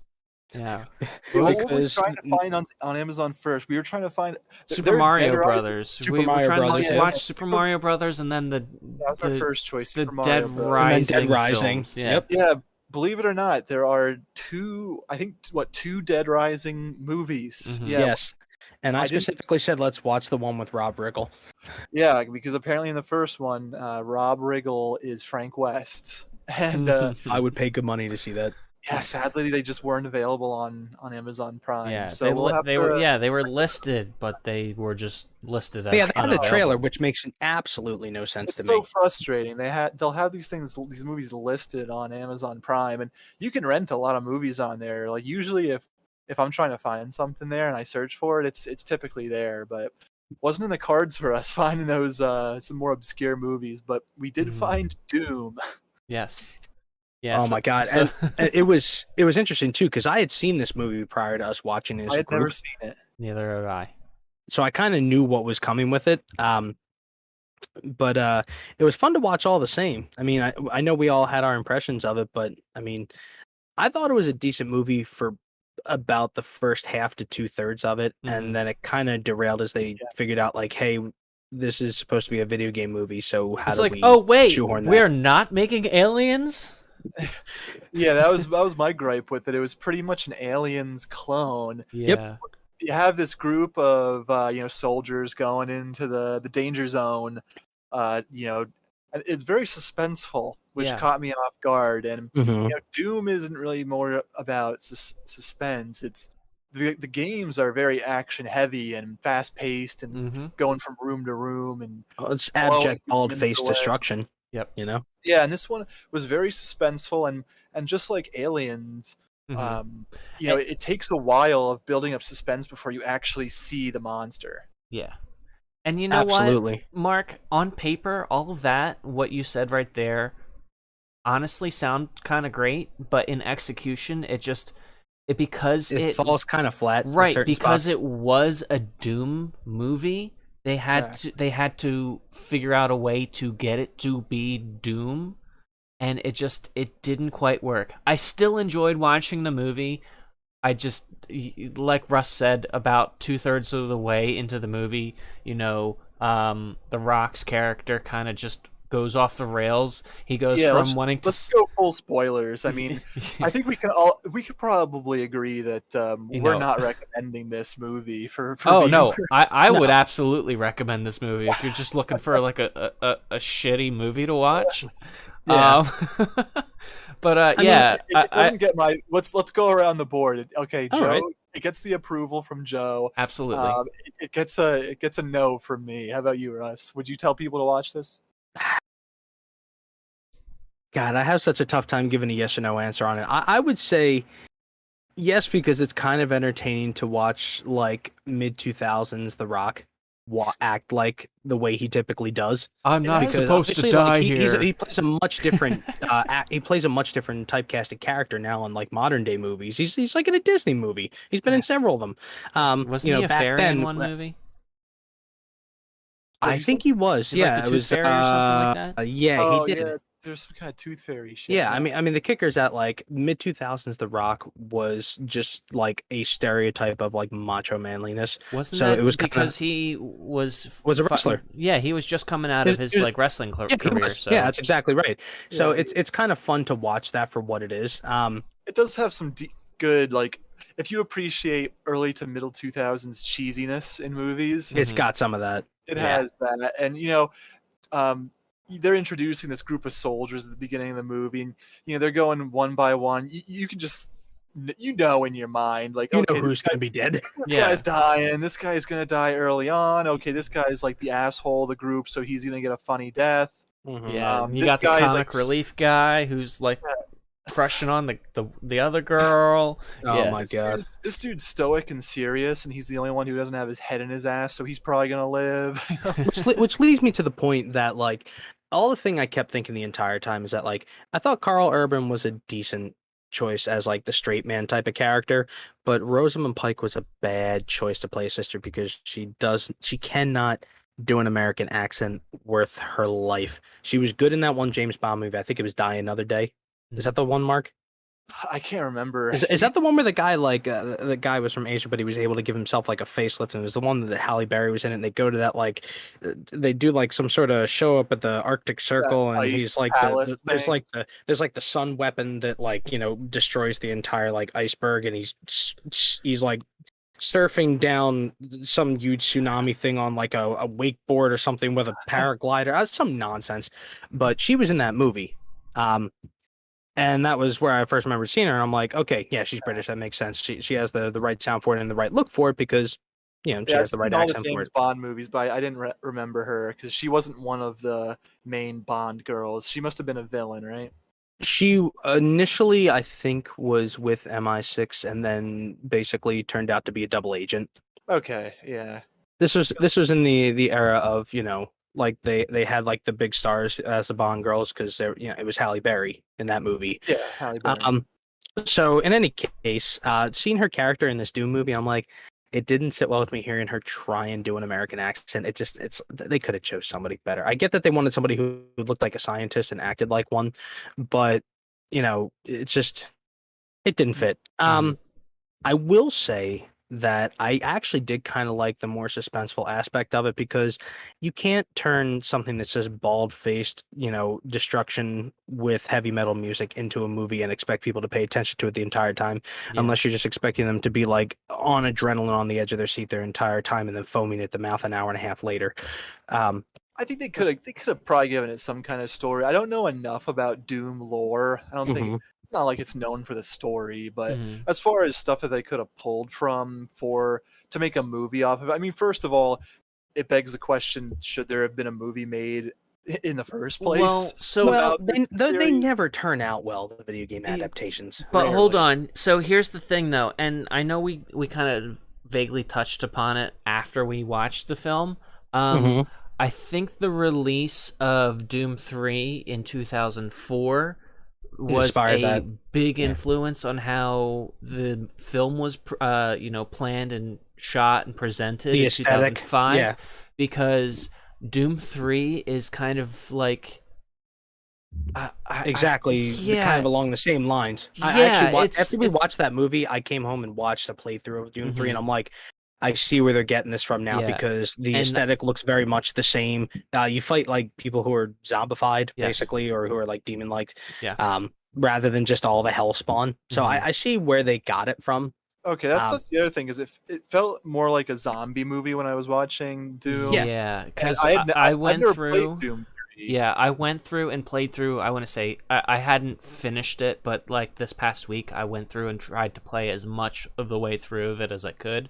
I basically just went through, made it all the way to hell, finished the hell segment, and got back to Mars, and mhm. just never had time to finish it because then I went on vacation with my girlfriend and all that. And so, but yeah, I mean, for the majority of the game, it is a little bit, the pacing is quick at times, but then there's also those moments of downtime where it's just dark. Like, and I don't mean like thematically dark. I mean, it's like you cannot see without your flashlight. Like somebody turn on a light bulb. Yes, it's very atmospheric. So it's kind of, I would describe Doom 3 as like the black sheep of Doom. You can still tell that it's a Doom game, but it's Okay, just, they it tried has, something different there. yeah. And See, Alright. that's the thing. I think they could have, if that was where they drew the inspiration from, I definitely understand it. And we even talked about this after we were watching the movie, like because the last third of it was such a letdown with the denouement, if you will. The actual like the way it developed and finished towards the end, it would have been cool. Like they talked about, didn't they talk about like an ancient site or an ancient dig site yeah. in the movie? It Mhm. would have been cool to see them have to go like, get some sort of MacGuffin Like they to did in solve Doom the 3 when you have to go to hell to get the soul cube. Yeah. right, exactly. It would have been nice to see them do that, and that would have been a great place to introduce the more standard Doom elements of like, yeah, they have to fight their way through all this to get the MacGuffin, Mhm. Yeah, and that's and kind then of make their way back. what I was saying, and when like you said, we were talking about this a little bit after we watched the movie. Yeah, that's one way they could have made it maybe more Doom-like and Mhm. included more action in it and what people expect from a Doom movie. But Yeah, it was almost kind of as if it was The Force Awakens before Force Awakens happened. It was like all the Oh, you're recognized. not going to do this to It me, was are you? like all recognizable stuff from the games, like, oh, the UAC, oh wow, Oh, the cool, oh BFG. yeah, Oh we got the boy. Bioforce gun. Yeah, he just looks at it and he just Goes, says it wow, out that loud. is a big fucking gun, and I was just He like, doesn't even say why? wow. He doesn't even He say just goes, wow. That's he big just says it. fucking gun, and he picks it up. And Mark, I think you said this. You're like, this is the most disappointing thing ever. He gets the best gun in the game, shoots it twice, and both times he does, misses he both misses times. both times. Yeah. but I feel like it's I because wanted to mention that. Yeah, that was very oh my disappointing. He god. picks this thing up. You only see it fired 2 times in the movie. That could have been a big wow moment for people who enjoy Doom. Yeah, And because that yeah, thing blew it. fucking melts through it. It completely vaporizes Vaporizes a ceiling. things. Yeah, Yeah. well, like I mean, it's completely here's the thing. destructive. I Yeah, get the feeling. They could have used if they actually would have hit a person with that. What that would have done to someone's body. You Yeah. know what I think it is, and hear me out on this, and you can tell me if you think I'm wrong or not. I think it was their way of saving money on the computer graphics budget. That's Because if they do disappointing. that and just show a blue goopy wall afterwards, it's a lot less expensive than having to show what it actually does to someone when it hits them. Wouldn't be surprised. Yeah. Especially 'cause this is mid- remake 2000s where- Doom. Even I give mean- it a practical effect, like at the end of the first Indiana Jones movie when the guy's face melts off. Give us that kind of effect. You know what? Even that would have been like something that would have been more worthwhile to see. I mean, they could have done that with practical effects and have it looked halfway decent. But it's just like the movie itself, it does a good job at building suspense in the first half to 2/3 forgets it's supposed to be based off of Doom, decides, oh crap, we got to find a way to give this a shot in the arm of action, and then ties it up in a way that's just kind of maddening and ends Ooh, with a cartoony fight in a chamber between Ooh, are Carl we gonna Urban, talk who's now about the Doom guy, and The Rock, who basically twisted a steel rebar around his hand to give himself freaking like the Hulk glove. Like Yeah, remember they, that like the Hulk fist glove thing that was a toy years I don't ago? know. Yeah. The Hulk hands, but That's it, yeah, Hulk hands. they definitely made The Rock's character turn on everyone for Yeah, and it was He kind slices of that one guy too. yeah, and the thing that I was disappointed about with that kind of twist, because going into the film, I thought The Rock was going to be like the main character. I mean, Yeah. obviously, Reaper was the foil to The Rock's character, and I just figured it was just a movie about them two, but The Rock was like the guy, and then he just kind of like turned and was just like, no, we need to quarantine and clean everything and kill everybody, and I was just like, that's kind of contradictory to your character before that, because you're like, we need to make sure that we limit the amount of deaths possible, like he was getting like emotional about like losing men in his squad, but then he just has absolutely no problem with murdering men in his squad. I could have seen that making more sense had they made a point of showing that he had gotten bitten at some point when he was searching on his own and tried to hide it. One And of then you those start, guys in the zombie movie. Yeah. There's always one. There's always one guy who And tries well, to hide the bug wound. and didn't exactly, they and try then you and- see that he like turns, and everybody's like, why the hell what made him change? Well, and didn't they you try find and out like that explain it off by saying They like there's a did, genetic, they did. They tried some like sort of pseudoscientific way to explain it, like the 24th chromosome turns some people into superhumans and other people into demons. And I'm like, God, if you're going to do that, just don't. It's something like that. Just don't do it at all. You don't have to do that. I don't care if I have to suspend my disbelief that somebody opened a portal to hell on Mars, and now there's like demons running around trying to, shoot you with like fireballs and crap like that. That's fine. You don't have to like try and find a way to scientifically explain why all this nonsense is it's going on. I don't midichlorians need to all hear over again. Oh my God! Don't even. I know. I'm peppering in the Star Wars references to trigger you. Yeah, you're basically no, not trigger me necessarily, but you're going to be setting me up for some point where dialogue options episode, like whatever, is going to be just letting me get pissed about the sequel Star trilogy Wars for rant. 3 hours. We need to have a Star Wars episode at some point. Yeah, We do. Anyway, it's just it seems like they really missed a few key opportunities that could have actually made the movie quite decent. And those choices that they made to try and finish up the movie quickly, and also to have some really kind of jarring character changes, like turn on a dime, kind of made them. I was about to say doomed the movie, but I restrained myself.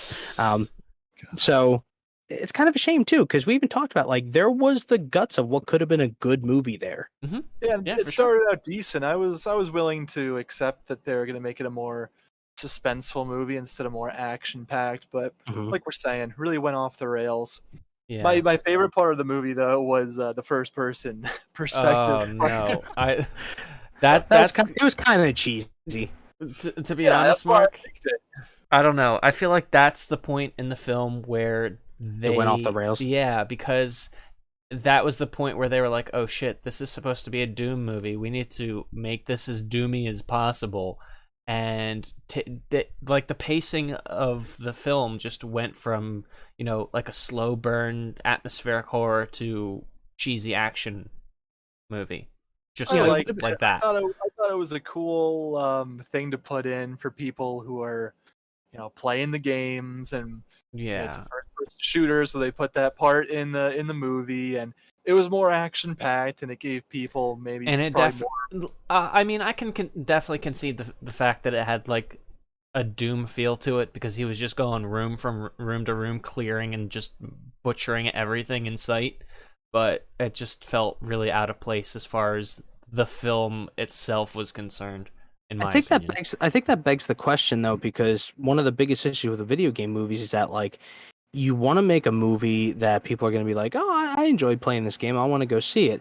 But the question is, do you full on give them that section of like, here's the thing that looks exactly like the game? Or do you keep it in the realm of it's based off of this, but you're not going to really see gameplay? Like, I wouldn't have minded seeing something like that had it been like, instead of that first person behind the gun thing, it would have been nice to see like a series of fight scenes actually take place in the movie that weren't just like shooting into a dark, shooting into a dark hallway or into a ceiling or in a sewer, a freaking sewer. The guy gets, bit and pulled down in the dark, and obviously the dark makes it easier to make things that look awful not looking as cheesy as they do.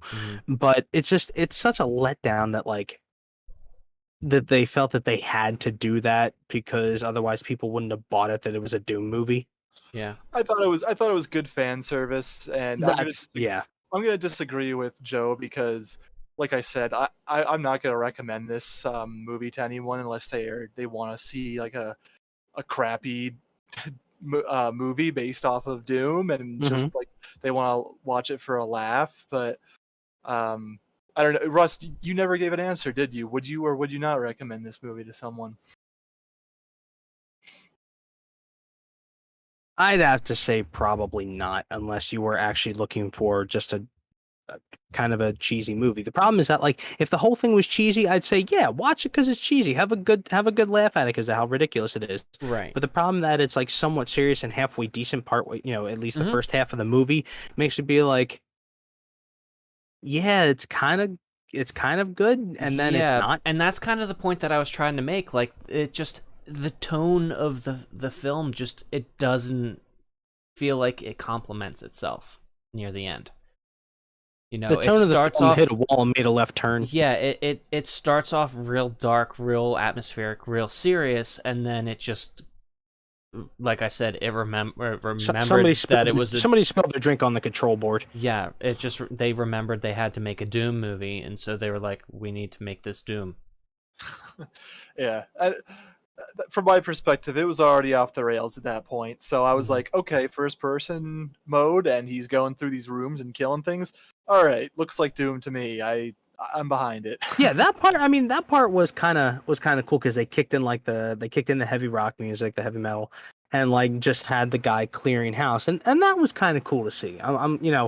I would have had less of an issue with it had even if they didn't do the first person thing, had they had more of those segments as a like we need to accomplish this. Yeah, and this is our obstacle. And the best way they could have done that is they could have set it up early on where it was like going from like they had cameras strapped to their chest or their weapons, and it was going different perspectives of them like going through the hallways, clearing it out, and you see it from their perspective, and then it gets to that point in the they're peppering it in here and there to kind of build that tension and that atmosphere, and then it finally gets to that part in the end where he's going balls to the walls and he's just going on a rampage. Then it would have probably felt like it was less out of place.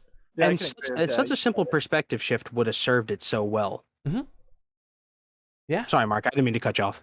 No, it's what Joe just said was pretty much what I was gonna say. Yeah, they could have to make it feel more natural towards the end. They could have introduced it earlier on in the more suspenseful parts of the movie, the first person sections, just here and there as little glimpses, like okay, here's like a and to be honest, moment where it's first person, and then later in the movie it feels more natural that you get.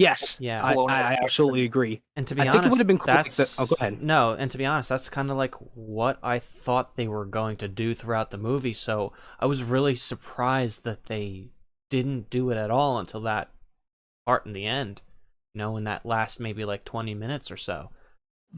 It would have been nice to see, like you were saying, Mark, how they introduce it in small amounts. Like the first time that they get an inkling of something's rooting around, that they send two people to check it out. It would have been nice to see, something like a feed, like Joe talked about, like a camera on their armor, or looking through like the scope of their gun, or something like that, looking around the corner itself of a hallway. That would have been a really cool perspective, because not only could you have A, heighten the tension, B, have the possibility of a jump scare, even though some people would punch you if you jump scared them, and 3, you could have also satisfied that, like, hey, this is kind of cool, I remember this from the game, that first person look of it, and that would have been That would have been cool. The one thing that also took me out of it from the first person segments was that I'm looking at him like, okay, I see the gun. Where's his hands? They're showing enough of the gun. You should be able to see his hands on the bottom of it. You And know I what? was That's like, something I didn't notice in the moment. Maybe because I was just cringing so much, but that's a good point you made there, Russ. Where was his hands?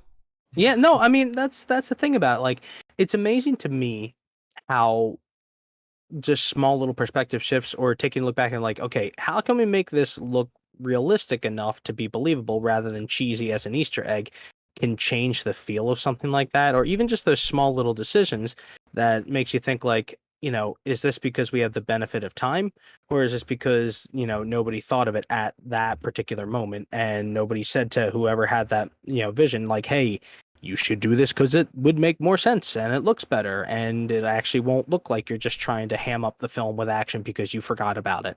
Yeah. Yeah. I mean, this is like the bring back Palpatine of we need to make the heighten the stakes in this. So see what you've done, Joe. Excellent. Somehow Palpatine returned. Let the hate flow through you. I don't know. Rise of Skywalker, I'd say, is way better than Doom. Oh, I don't know about that one. That's. I mean, even if just for the production value. Although I will say this, I kid you not, I had the strongest urge during Rise of Skywalker at the scene where she shoots the Force lightning out of her fingertips and destroys the transport and the whole place fell silent. I had the strongest urge to yell, he was alive on the starship in the trailers. Because I'm thinking to myself, like, you people are idiots. He was alive on a starship that they're going to be going to. He's going to be fine. Well, I didn't know what was going on exactly in that moment either, because when it's a movie that I know I'm going to see, like a Star Wars movie, I don't watch the trailers. Well, see, that's the thing. And I'm like, I get that there are some people that wouldn't want to watch it, but I'm thinking to myself, like, well, how Russ, stupid do these people have to be to, like, look, here's the thing. The way it typically works in Star Wars, if it's an important character and they die, they're going to show them die on screen with one main exception, and it's Mace Windu. Because he's not dead. Who knows?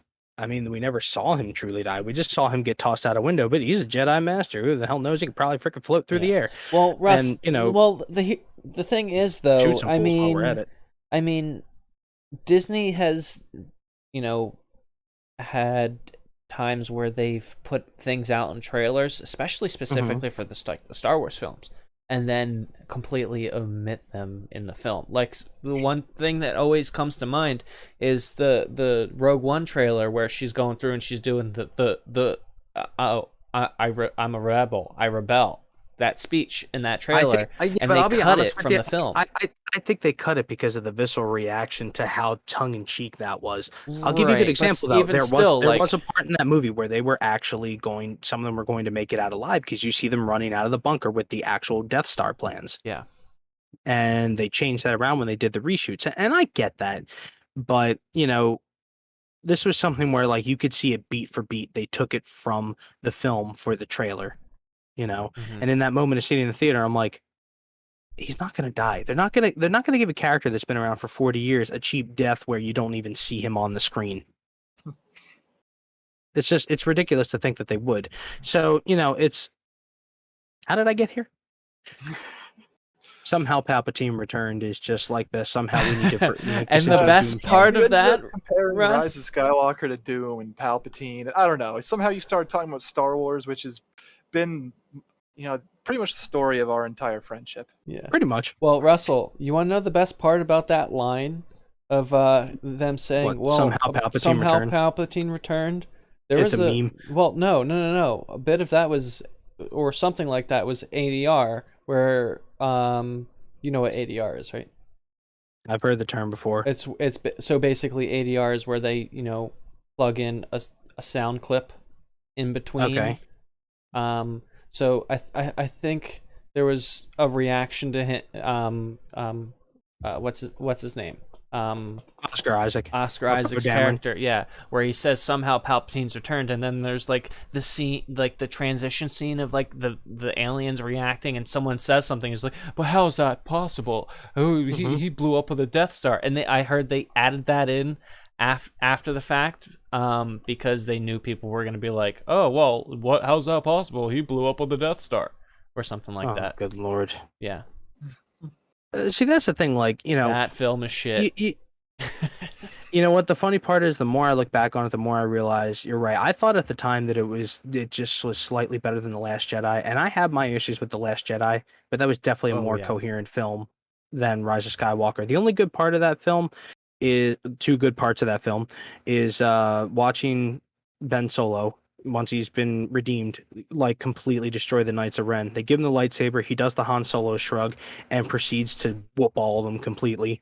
And then like the half a second cameo by Wedge Antilles. That was it. That was the best parts of the movie. Yeah, but like the thing is though, why does he knows he's gonna go there to fight? Why does he throw away his lightsaber? I know it's symbolic. Yeah, I never stupid. quite understood that myself, other than the fact that like you're right, it's a symbolic basically of redemption, if you will. I'm throwing away my persona of Kylo Ren to be Ben Solo again. Yeah, I get it, but it would have been different. It would have been different if the time, if there wasn't such a crunch on the time of him having to be at Exegol that quickly. Yeah. It would have been nice to have seen him like just take off from there, go back and find his old lightsaber. Well, to be honest, it would have been even better like had he gone there as Kylo Ren, and we think, oh shit, Rey's confronting Palpatine, and now she's got to deal with Kylo Ren again, even though she just kicked his ass. He's back again for more. Right. And then it's more of like a symbolic thing, like where it's a callback to Return of the Jedi, where Palpatine's now telling, Kylo, oh, all you have to do is kill her, and then be done with it. And then he tosses his lightsaber, just like Luke did, and that would have been good. I know, but we're we're doing the writer's jobs. We're living in the darkest timeline for Star Wars. I get it, but The Mandalorian has made it better. I mean, the shame of it is that Adam Driver's performances in all three of those movies were probably the best parts of the movie, and the rest of it around it was just like, I am the Force spy. Awakens was, I'm the spy. I knew it. I am the spy. I knew it. How did you know it? I don't know. How did you know? I just had a feeling. I read the script. The complete boss gags. How did you know? I just had a feeling. It's a Family Guy reference, by the way. So yeah. Anyway, but before I get way too far into the Star Wars thing, because this is a rabbit hole I don't want to fall down just yet. I want to save that time for. I want to save that one for the Star Wars stream. We'll have a Star Wars stream just for you, Russell. We'll finally put it to bed. There we go. I think the biggest thing with the Dune movie is that like there were some small changes they could have made that really could have cleaned up the film, and I felt like another 10 to 15 minutes to connect the going from suspenseful to action filled would have really made the movie a lot stronger. It feels like there were parts of the movie that they wanted to have there that got left on the cutting room floor because it was already actually a somewhat longer movie to begin with, if I remember correctly. I think we watched the unrated version that had for like 8 minutes or something. Yeah, and even that, I'm like, I don't know where they found the extra 8 minutes from because it still looks like they're missing something. So it was the scene with the chick without her arm or her clothes, and then it was probably the scene in the sewer where the kid gets pulled under. Yeah, titties were hanging out, and that was where the unrated part comes in. Yeah, I mean, that's the thing is that. Yeah, okay, fine. That makes it the unrated version. I would have rather them had like a decent connecting section between like the suspense and the action, or something that at least makes it feel like there's a good through line. Because otherwise, it just takes like such a hard left turn.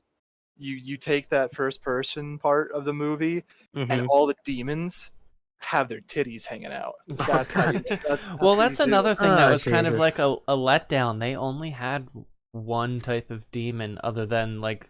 The dude with the wheelchair who he turns into like the dog thing from Dune 3. that was kind of funky, and I'm like, I don't remember seeing this kind of demon in the games before. Not a wheelchair demon, and then he takes a chainsaw to his spine. Well, like the thing is, they had an entire catalog of demons that they could have included, but they just had the zombie possessed dudes, and then the imp. Keiko demon, that's a classic. Yeah. No Mancubus. That's that's a favorite of mine. Yeah. I mean, like, I would have liked to have seen something where, like, that particular scientist, instead of trying to unlock the secrets of that 24th chromosome, would have been nice to see him be, like, unlocking the portal to hell on Mars because he's either thinking He's trying it's, to get the soul cube. Yeah, I mean, I'm not Trying to get the GameCube. Yeah, Oh, see, yeah, there you there go. you go. Yeah. It's tough to find. But no, I mean, that would have made more sense to me. Like, okay, cool. That's the reason why. Next thing you know, he opens the portal about 2/3 of the way through the movie, and all hell breaks loose, literally. And you start seeing like all the different types of demons. They have to fight their way to this thing and wind up having several, tense, fraught, either run and gun or cover shooter type of things versus some of these demons to get there, and somebody winds up getting like completely shreked or torn in half or something like that. Especially like somebody who we hate, like that guy who is obviously so clearly the jerk of the group. Yeah, the creep. So yeah, they've like rolled all the bad stereotypes all into one. Yeah. So it's like, yeah, this guy is definitely gonna die at some point. He has to, because he's begging for it. So yeah, it would have been nice to see something like that, and they could have done something really kind of awesome to see with that, and just have like the action level of the movie take like an exponential curve type of approach, where like it's kind of slow for a while, all of a sudden it just kicks into high gear, but there's a good connecting section, and there's a good way to resolve it, and you could have even somewhat resolved it the same way at the end, and do like here was the big high point emotionally, here's the part where we twist the screws even more, because this person who was a good guy throughout the movie has now turned bad, and now you get to fight them. Well, he had a couple extra chromosomes, so I'm not surprised. Yep, that he did. So Yeah. did the writers of the movie. Oh, Jesus. So, final verdicts, gentlemen. How many chromosomes out of 10 would you rate this film? 24. I don't know if that's a good or a bad rating anymore. It's whatever you want it to be. No, I mean, they're talking about the 24th chromosome in the movie. I'm like, let's rate this 24 chromosomes out of 10. So 2.4 chromosomes out of 10. There we go. It's just, it's a letdown. It'd be one thing if it was a video game movie that was like a complete disaster from start to finish, because at least I could have been like, I could have laughed at it the entire time and had a blast with like, it's so like bad. Mortal Kombat Annihilation. Yeah, it's so bad. 90s. It's good. Yeah. This was like, oh, it's actually, halfway decent. And then it's a letdown, which is actually somehow even worse. Yeah. So that's my verdict. Go ahead, guys. No, I think we've covered it. I don't really have anything else to say about it. Yeah, neither do I. Same. But I mean, I could definitely say I'm looking forward to watching some more video game movies with the three of us, and seeing what else we can rip apart for fun, if we can find any of them anywhere. Well, speaking of Mortal Kombat, we do have HBO Max over here, so we could watch the new Mortal Kombat movie. That'd be interesting. I'm interested. That'd be kind of cool. I haven't seen it. We could check it out. Right, rock and roll. That might be our next dialogue options movie. Yeah, there we go. So look forward to that. Look forward to Russ's angry Star Wars sequel rant at some point in the future. We'll just hop on. All of us will log in for the stream, and then Mark and I can go put our headsets down and walk away, and Russ will rant for 3 hours. Look forward to my complete rewrite from the midway point of The Force Awakens on forward. Oh, yeah, speaking of rewrites, what's this? Somehow correlate Raiden and fucking Palpatine, because they both shoot lightning out of their hands and some shit. No, I mean, like I was saying before, and Joe, we had talked about this multiple times, because we both had, watched what could only be almost described as a full analysis breakdown of each of these movies from multiple creators. And Mahler specifically, yes. Yeah, Mahler was definitely one of them. I watched a few more besides just his. But, the big thing was that the first one had some decent concepts that I think could have been expounded upon a little bit more, drawing the connection between the original trilogy and the sequel trilogy, instead of saying hey, remember this stuff that happened 30 years ago? Yeah, it's a legend now. Nobody remembers it. You're falling down that rabbit hole. Stop me, please. Somebody stop me. All I don't want to go there. I want to save this for. Up. Okay. All right. I'll stop. I'll save it for whenever we do that. So you want to know what I would like? If we were in the same room, I would gladly slap you to stop you from talking about that. You know what? At the rate I'm going, I'd probably at least thank you for stopping me in my tracks. Okay. You want to know what I'd like to change the topic to? What? Magic the Gathering. Oh, good lord. Whoa! Yeah. So, You Mark, play? I didn't know if you knew that I did play. But I learned how to play back when I was in college. Um, Okay. and I bought a starter deck and I traded with my friends to kind of build a specific like black and green like zombie Oh, undead okay. deck or whatever. But it's complete I am not garbage. Zombie surprised. guy. Yeah, The zombie guy. yeah, but like full It's disclosure, it's funny you absolute mention that because garbage. just a couple weeks ago, I was actually toying with the idea because I don't have any black green decks, and I was Mhm. toying with the idea of making like a zombie skeleton themed deck. I was Yeah. looking at the options, but continue. I did not know Yeah. that. Yeah, no. So like I had been talking with Russ for I want to say on and off for I don't know, Russ, like the last couple of months, really, about like trying to get back into like a trading card game, like because I know Yeah. you and Mark Oh, and Danton Russ is play. gonna try and corrupt you and get you to play Pokemon. Yeah, because I know Pokemon would be you, fun. Mark, and Yeah. or you, Russ, and Danton play the Pokemon trading card game. Yeah, But I like eventually Mhm. caved in. It took them years of But whittling me down. the but thing yeah. is though, like it's just like the big barrier to entry is like buying all of those cards and building up your collection and building your deck and like all Mhm. that. And so like I wanted to play these card games, but like I kept thinking to myself, you know what would be a great way of playing, like back in the late 90s near the end of the Game Boy Color, they had the Pokemon the trading card game, right? Yeah. And I was Mhm. like, I want to get a game that's like a card game but Mhm. video game, and I discovered Magic the Gathering Arena. Yeah, for mobile Yeah, well, it's on mobile and and PC. PC. Okay, Yeah, okay. so Oh, I nice. haven't really looked into it too much. Mhm, Okay. yeah, so I initially installed it on my phone while I was away on vacation with my girlfriend, and I just recently got an iPhone 12 Pro, and so like Nice. I would need to plug in my phone maybe once every couple of days to charge my phone. I was Mhm. plugging that motherfucker in once every like 14 hours because I was playing it so much. And I got hooked to the point where I was like, all right, I need to install this on my PC. Otherwise, I'm never going to have a phone battery. So, yeah, I've basically just been playing that constantly. It is so Oh, much that's cool. fun. Like, That's awesome. I'm it glad you're definitely enjoying has those like mobile game monetization mechanics, but you can also just like complete quests to get free decks and free packs. So Okay. No, that's cool. yeah.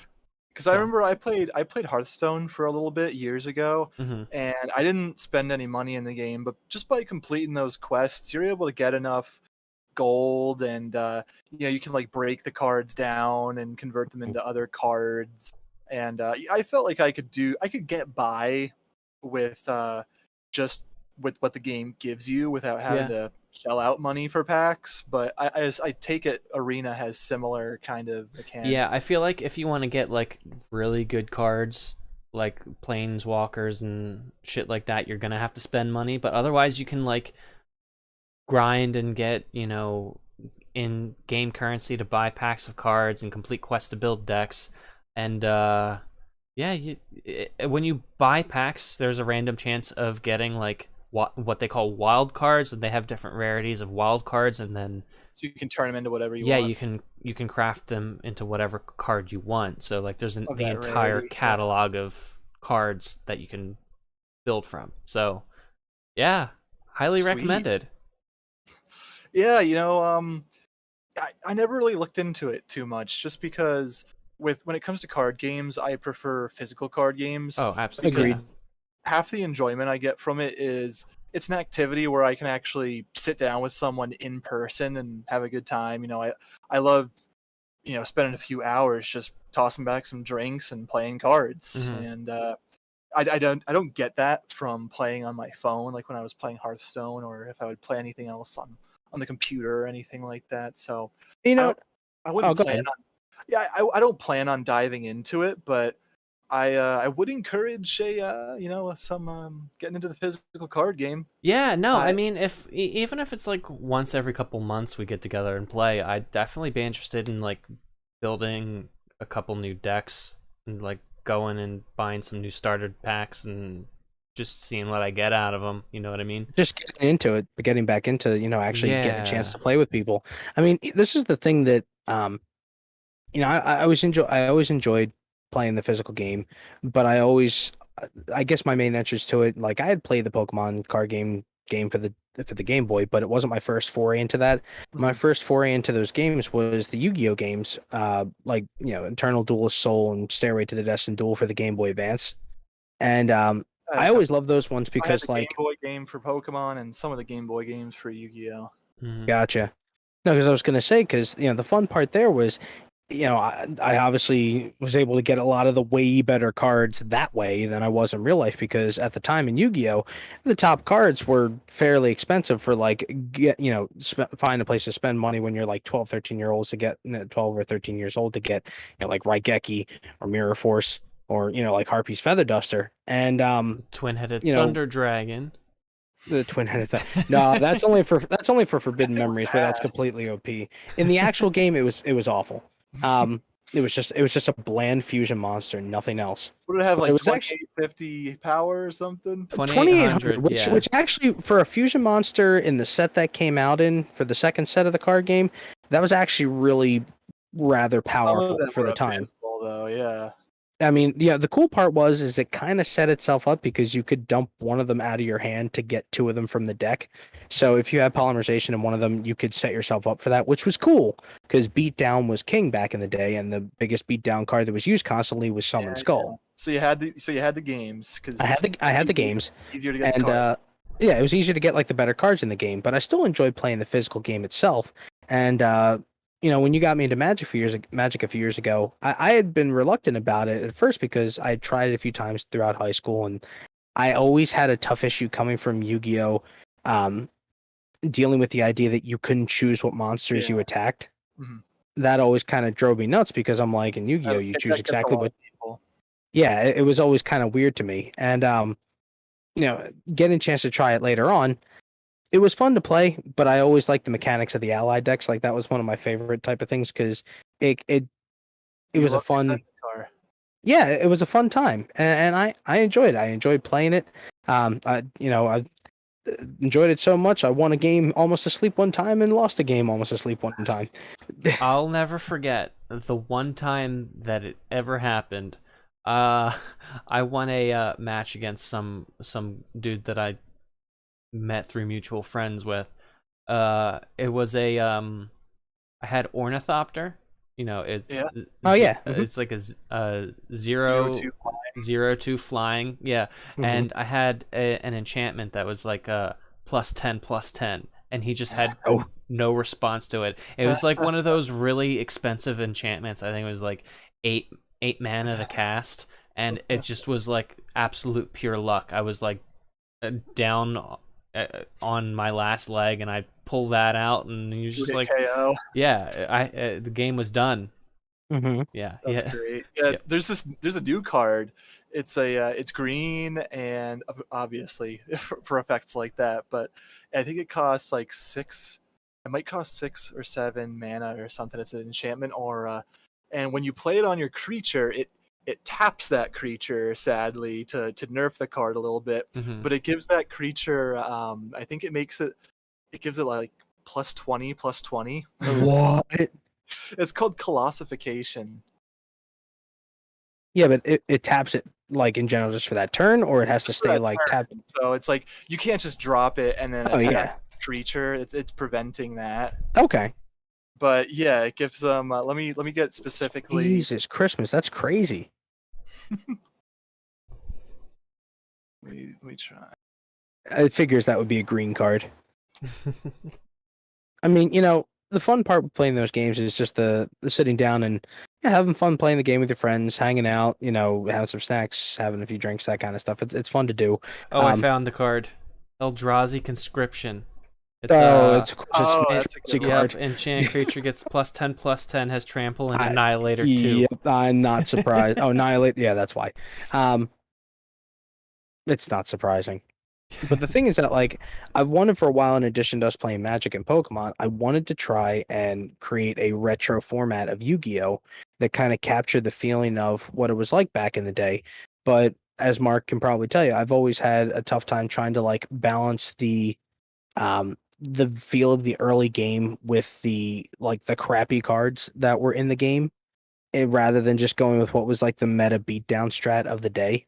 Because the name of the game early on was basically like high attack 4-star monsters, a few effect monsters like Morphine Jar and Man-Eater Bug, and Magician of Faith, and then Summon Skulls and like Axe of Despair They and like didn't know Mirror what they were Force. doing too much when they first came out with the Yu-Gi-Oh card game, but Well, yeah, I that mean, was the thing. Like we talked about like the starter decks and like how it was filled with like these crappy like this one's got 1300 attack, this one's got 1350. Ooh, okay, 50 life points of damage.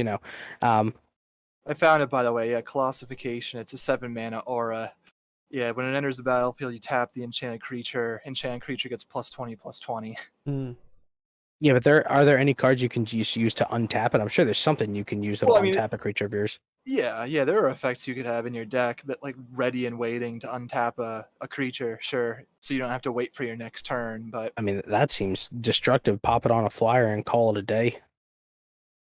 yeah, or like just something that has like can't be blocked.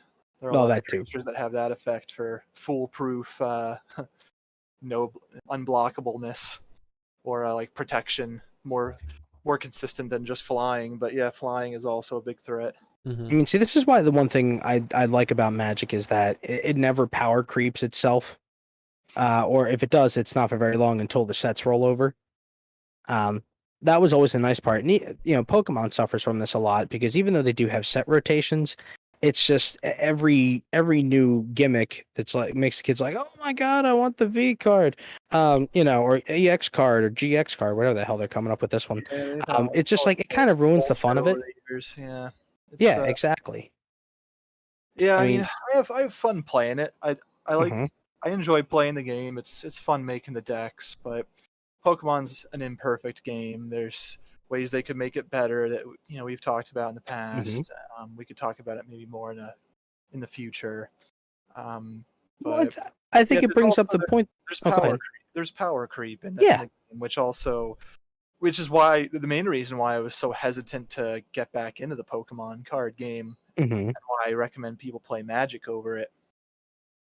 No, I could definitely understand that. The only thing we got lucky about is because we weren't using any of like the big gimmick cards. The majority of the cards we needed to build our decks were usually rather inexpensive. You know. That is a nice thing. Yeah, like Hmm. the way we play Pokemon, we try to play it like classic style before they had any sort of Yep. EX or any kind of nonsense Pokemon that are like really huge and strong, and Hmm.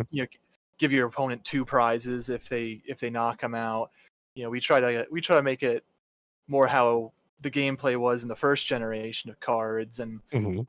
in doing so, yeah, we play with what would be considered a lot of the junky cards. So it's really cheap to build Pokemon decks, which is nice.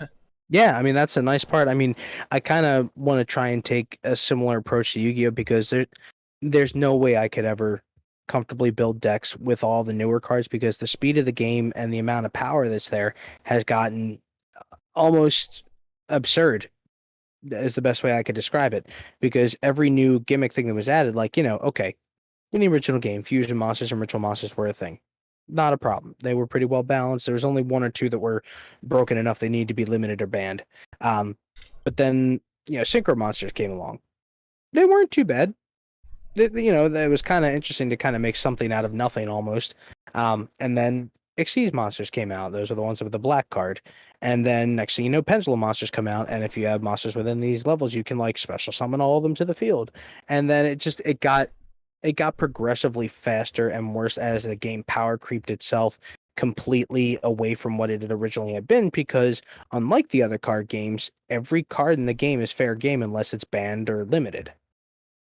Yeah, I mean, Yu-Gi-Oh! It didn't take long for that game to go off the rails, and when you just look at the basic mechanics of the game, it was kind of destined for it because in order to have a game like that, you need some kind of like a resource system in a way, or some sort of limiting factor. And Yu-Gi-Oh doesn't have that so much. You're not paying mana or using energy Hmm. or something like that to play cards. You drop something down, and It's Yeah, it's kind because the thing of that I like about with Magic the Gathering and Pokemon trading card game is there's a clear momentum that builds as each turn goes. You Mhm. can't finish a match within 3 turns, most often. But with Yu-Gi-Oh, you can, and Hmm. that I think Yeah. that's the issue with the game that you're kind of touching on, Mark, and what Russ and I have Mhm. kind of talked about over the months, just talking about card games, is Yu-Gi-Oh is just too quick of a game. I liken it to like It's the a Wild quick, West. a Wild West quick draw match. Yeah, And Yeah. that's the thing is that like it wasn't originally meant to be that way because back in the early start of the game, there were very few special summoning cards. The majority of the time, if you wanted something powerful, you had to sacrifice monsters for it, and that was a nice, um, that was a good way to block the more powerful cards from being used by making you have to get rid of cards you already had for possibly even basically losing card advantage, and if you had to yeah, sacrifice two for something powerful. and I mean, Um, even like the most powerful cards, like in their descriptions, it would say this card cannot be normal or special summon. This card can only be summoned by using X magic spell or whatever. Right, exactly. Which was like it was a way to keep the card from getting too powerful too quickly. And really what really ruined Yu-Gi-Oh out of anything else is that they let the special summoning get way out of hand without ever putting a limit on it. Because Yeah, back in the original part of the game, if you special summon something, it was like a there were big yeah, very it was a few ways big to do that. deal. Yeah, like probably one of the most consistent ways to special summon something was like use Lord of Dragons and flew to summoning dragon. But it was restricted by it could only be dragons. But if Yeah, you've got like two blue eyes white dragons in your hand, well, it was a good game. That was it. It was over. But that was the issue that happened with it is that they never limited the amount of special summonings, and the game basically went from, well, if this has this effect and is worthwhile, we need something that could counter that. And instead of countering it effectively or fixing it over time, they decided the idea was that, well, we need to up the ante. And it Just upped add the more ante into a game crap. that doesn't, yeah. It basically upped the ante itself into a game that's unrecognizable from its original form. Yeah, so that right there, I mean, you see the importance of putting some kind of limitation in there. And Yeah. with Magic, you have your lands on the field, you have mana, and that dictates what you can play, and it also factors into your strategy where you it's visible how much mana is open for your opponent. hmm So if they're completely tapped out, well, you can kind of do whatever you want and not have to worry about any tricks they have up their sleeves for the most part. But if they're keeping a few mana open and you notice this after a while, then you might start thinking, okay, well, I better start. I might need to worry about this because if I try to attack with my creature here, they might try to play some kind of removal spell yeah, and kill it. So there's that element to it. And with Pokemon, you have energy that you Hmm. can only drop normally one energy per turn, so you can get a sense for what kind of power level is dispersed on the board. Hmm. And again, it factors into your strategy. Whereas in Yu-Gi-Oh, it's like you could have this amazing board state with all your best monsters out there, and your opponent has no monsters out there, and you think you're about to swing in for the win, and then they And just Mirror Force. they turn it over Mirror Force, or they play Raigeki or some shit, and then all of a sudden all your stuff is gone, and now they can make their play and win, and yeah. it's And, not and the thing is, balanced. I will argue that in comparison to the other games, it has much more upsets than the other games themselves. Like you see it coming. Like if you're playing Magic, once the game develops a good bit, you can kind of see it coming if you're gonna wind up not getting the upper hand, and you kind of are fighting against that.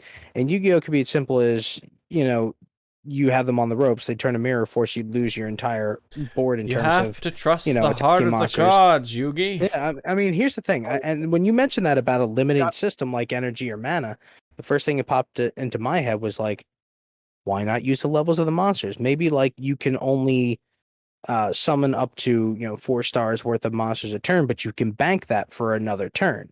So, do you play that 4-star monster on your first turn, or do you bank that and wait another turn and possibly take the extra damage or fall behind to summon something bigger? yeah, I don't know. It's crazy. I wouldn't say that the ability to create more upsets is a selling point for the It's not, but it appeal was the appeal of nature of game. it. I No, mean, it's. it was I it was remember. the I nature of the remember. anime I too. remember distinctly being in middle school and going over to my friend's house, and we were sitting, sitting on the floor of his bedroom playing a game of Yu-Gi-Oh, and there I strapping on my axe of despair or Oh whatever yeah. onto my idiot on the field, and here I am thinking like I'm chugging along nicely, and then he hits me with the Raigeki, and I'm ready to strangle him. Like, yeah, It's true though. I know you have a history with Yu-Gi-Oh, and you used to have a lot of love for the game, but out of all the card games I've played, it ranks last on my list. I can definitely see that because I kind of had like a love-hate relationship with the game. I really did love to play it, but I hated what it became. Hmm. Because it became, a game going from something that was meant to be a tit for tat back and forth of monster battles into a whoever can absolutely obliterate the other person's board first. Yeah. And it just kind of ruined the fun of it for me. I mean, Yeah. when it got to the point where like the top meta decks that were out there cost like $1,000 to create, I'm like, this is ridiculous because That not can be any card game. I mean, it can be, but like the beatdown decks of the early era didn't cost like $1,000 to make. They would cost like maybe 100 or 200 if you wanted to spend that kind of money. But it was just ridiculous to see what happened. And you're right. I think having some sort of limiting aspect would have done the game a great service if they had said hard stop any kind of summoning during the turn. You have this many stars of a limit of level that you can summon. You can bank them per turn or play cards to help you expand that, but then you lose card advantage by having to use up a card for it, or you have to wait a turn and risk taking damage. That would have been great. And as a matter of fact, I wouldn't even mind playtesting something like that to see if that would work out well, because I think that would add an extra element to the game. Like, do you go for it right away? Do you save it up for the big card that's going to help you with it? You know? Mm. So that'd be something fun, but I guess that's just my. You know what, By now, it's Russell? definitely way more You than know two what you cents. need to do? You need to Mhm. play Magic the Gathering, I but do with play it. but no, but with tweaked rules where it's similar to how you would play Yu-Gi-Oh. Do you mean like What? you could attack on the Yeah, turn, you put something out, and you could choose what to attack? well, I mean, sure. I mean, I kind of like the whole like summoning. I think it's called summoning sickness, right, Mark? Yeah. Yeah, I like that mechanic because it kind Mhm. of like gives your opponent time to kind of go, okay, how can I counter this? Yeah, Um, again, like that's part of the strategy. Just like mhm. how I mentioned, you can get a sense for what kind of mana is open for Yeah, both players. Yeah, You can you play that, put that creature down, and unless it has haste, your opponent has a chance to react to it. yeah, and even that would definitely help with the game itself. You know, yeah. I think just Yu-Gi-Oh could do with slowing down a bit. it could. I mean, it was never a game that was ridiculously fast in its early inception and its early iterations, but about a year or two in, the game had gotten so fast that it was almost unrecognizable from its original form. So, yeah, unfortunate, but it was what it was. I mean, one could argue that the game was always fast. I mean, because like I remember even with just playing Yu-Gi-Oh! Forbidden Memories, there was like bonuses that you would get if you finished the match within 10 turns. Yeah, but those rules were different for that game. Yeah, I know. That game was its own pocket Yeah, universe with the rules. It was very yeah. loose rules. But yeah, no, Hmm. I know. But Yeah, but in the early stages, it could be very fast though, because you had your stuff like your Mirror Force and your Raigeki and Dark Hole, and then you could just play something like that, wipe out your opponent, and then play something and attack right away. I mhm. mean, the one thing I can tell you is that like while that existed, there were limits on the number of times you could use that card. So if you used up a Mirror Force, it was gone for the match unless you had some way to get it back, like a some sort of card to return a It's something still a to your game hand. winning. But it, It's still a game it, winning it, card. it is a game winning thing, but I can tell you right now, most of the time, at least I played in some tournament play back in the day.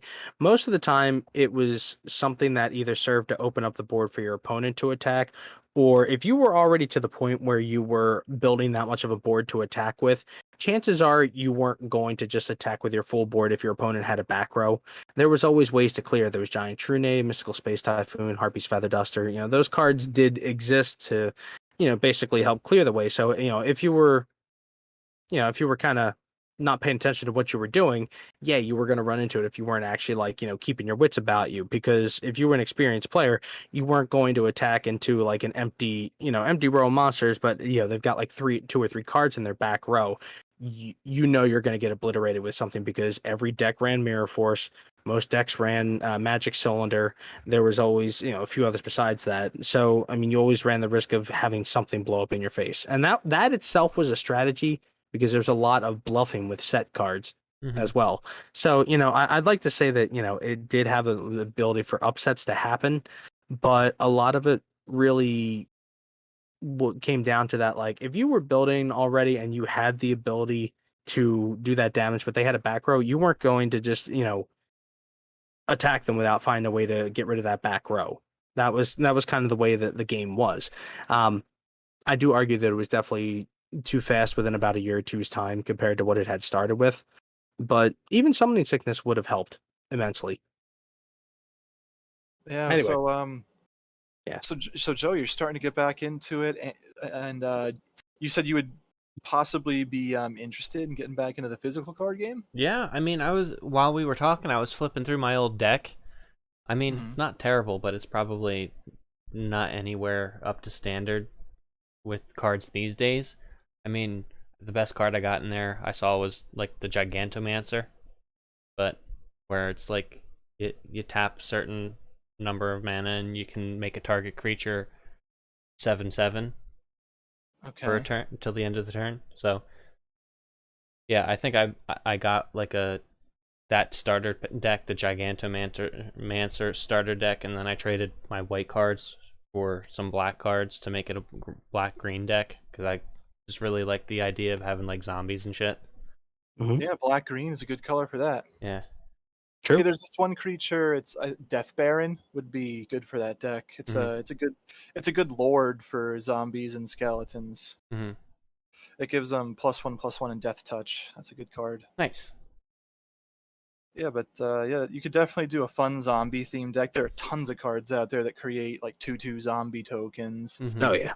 A lot of cool stuff there. But I mean, like I tell anybody who's interested in getting either back to the game or getting started with it, if you're worried about spending too much money on the game, and you want to play with me, I have a whole bunch of decks already. I mean, I have my own personal decks that I've built, but I also have a bunch of pre-made decks.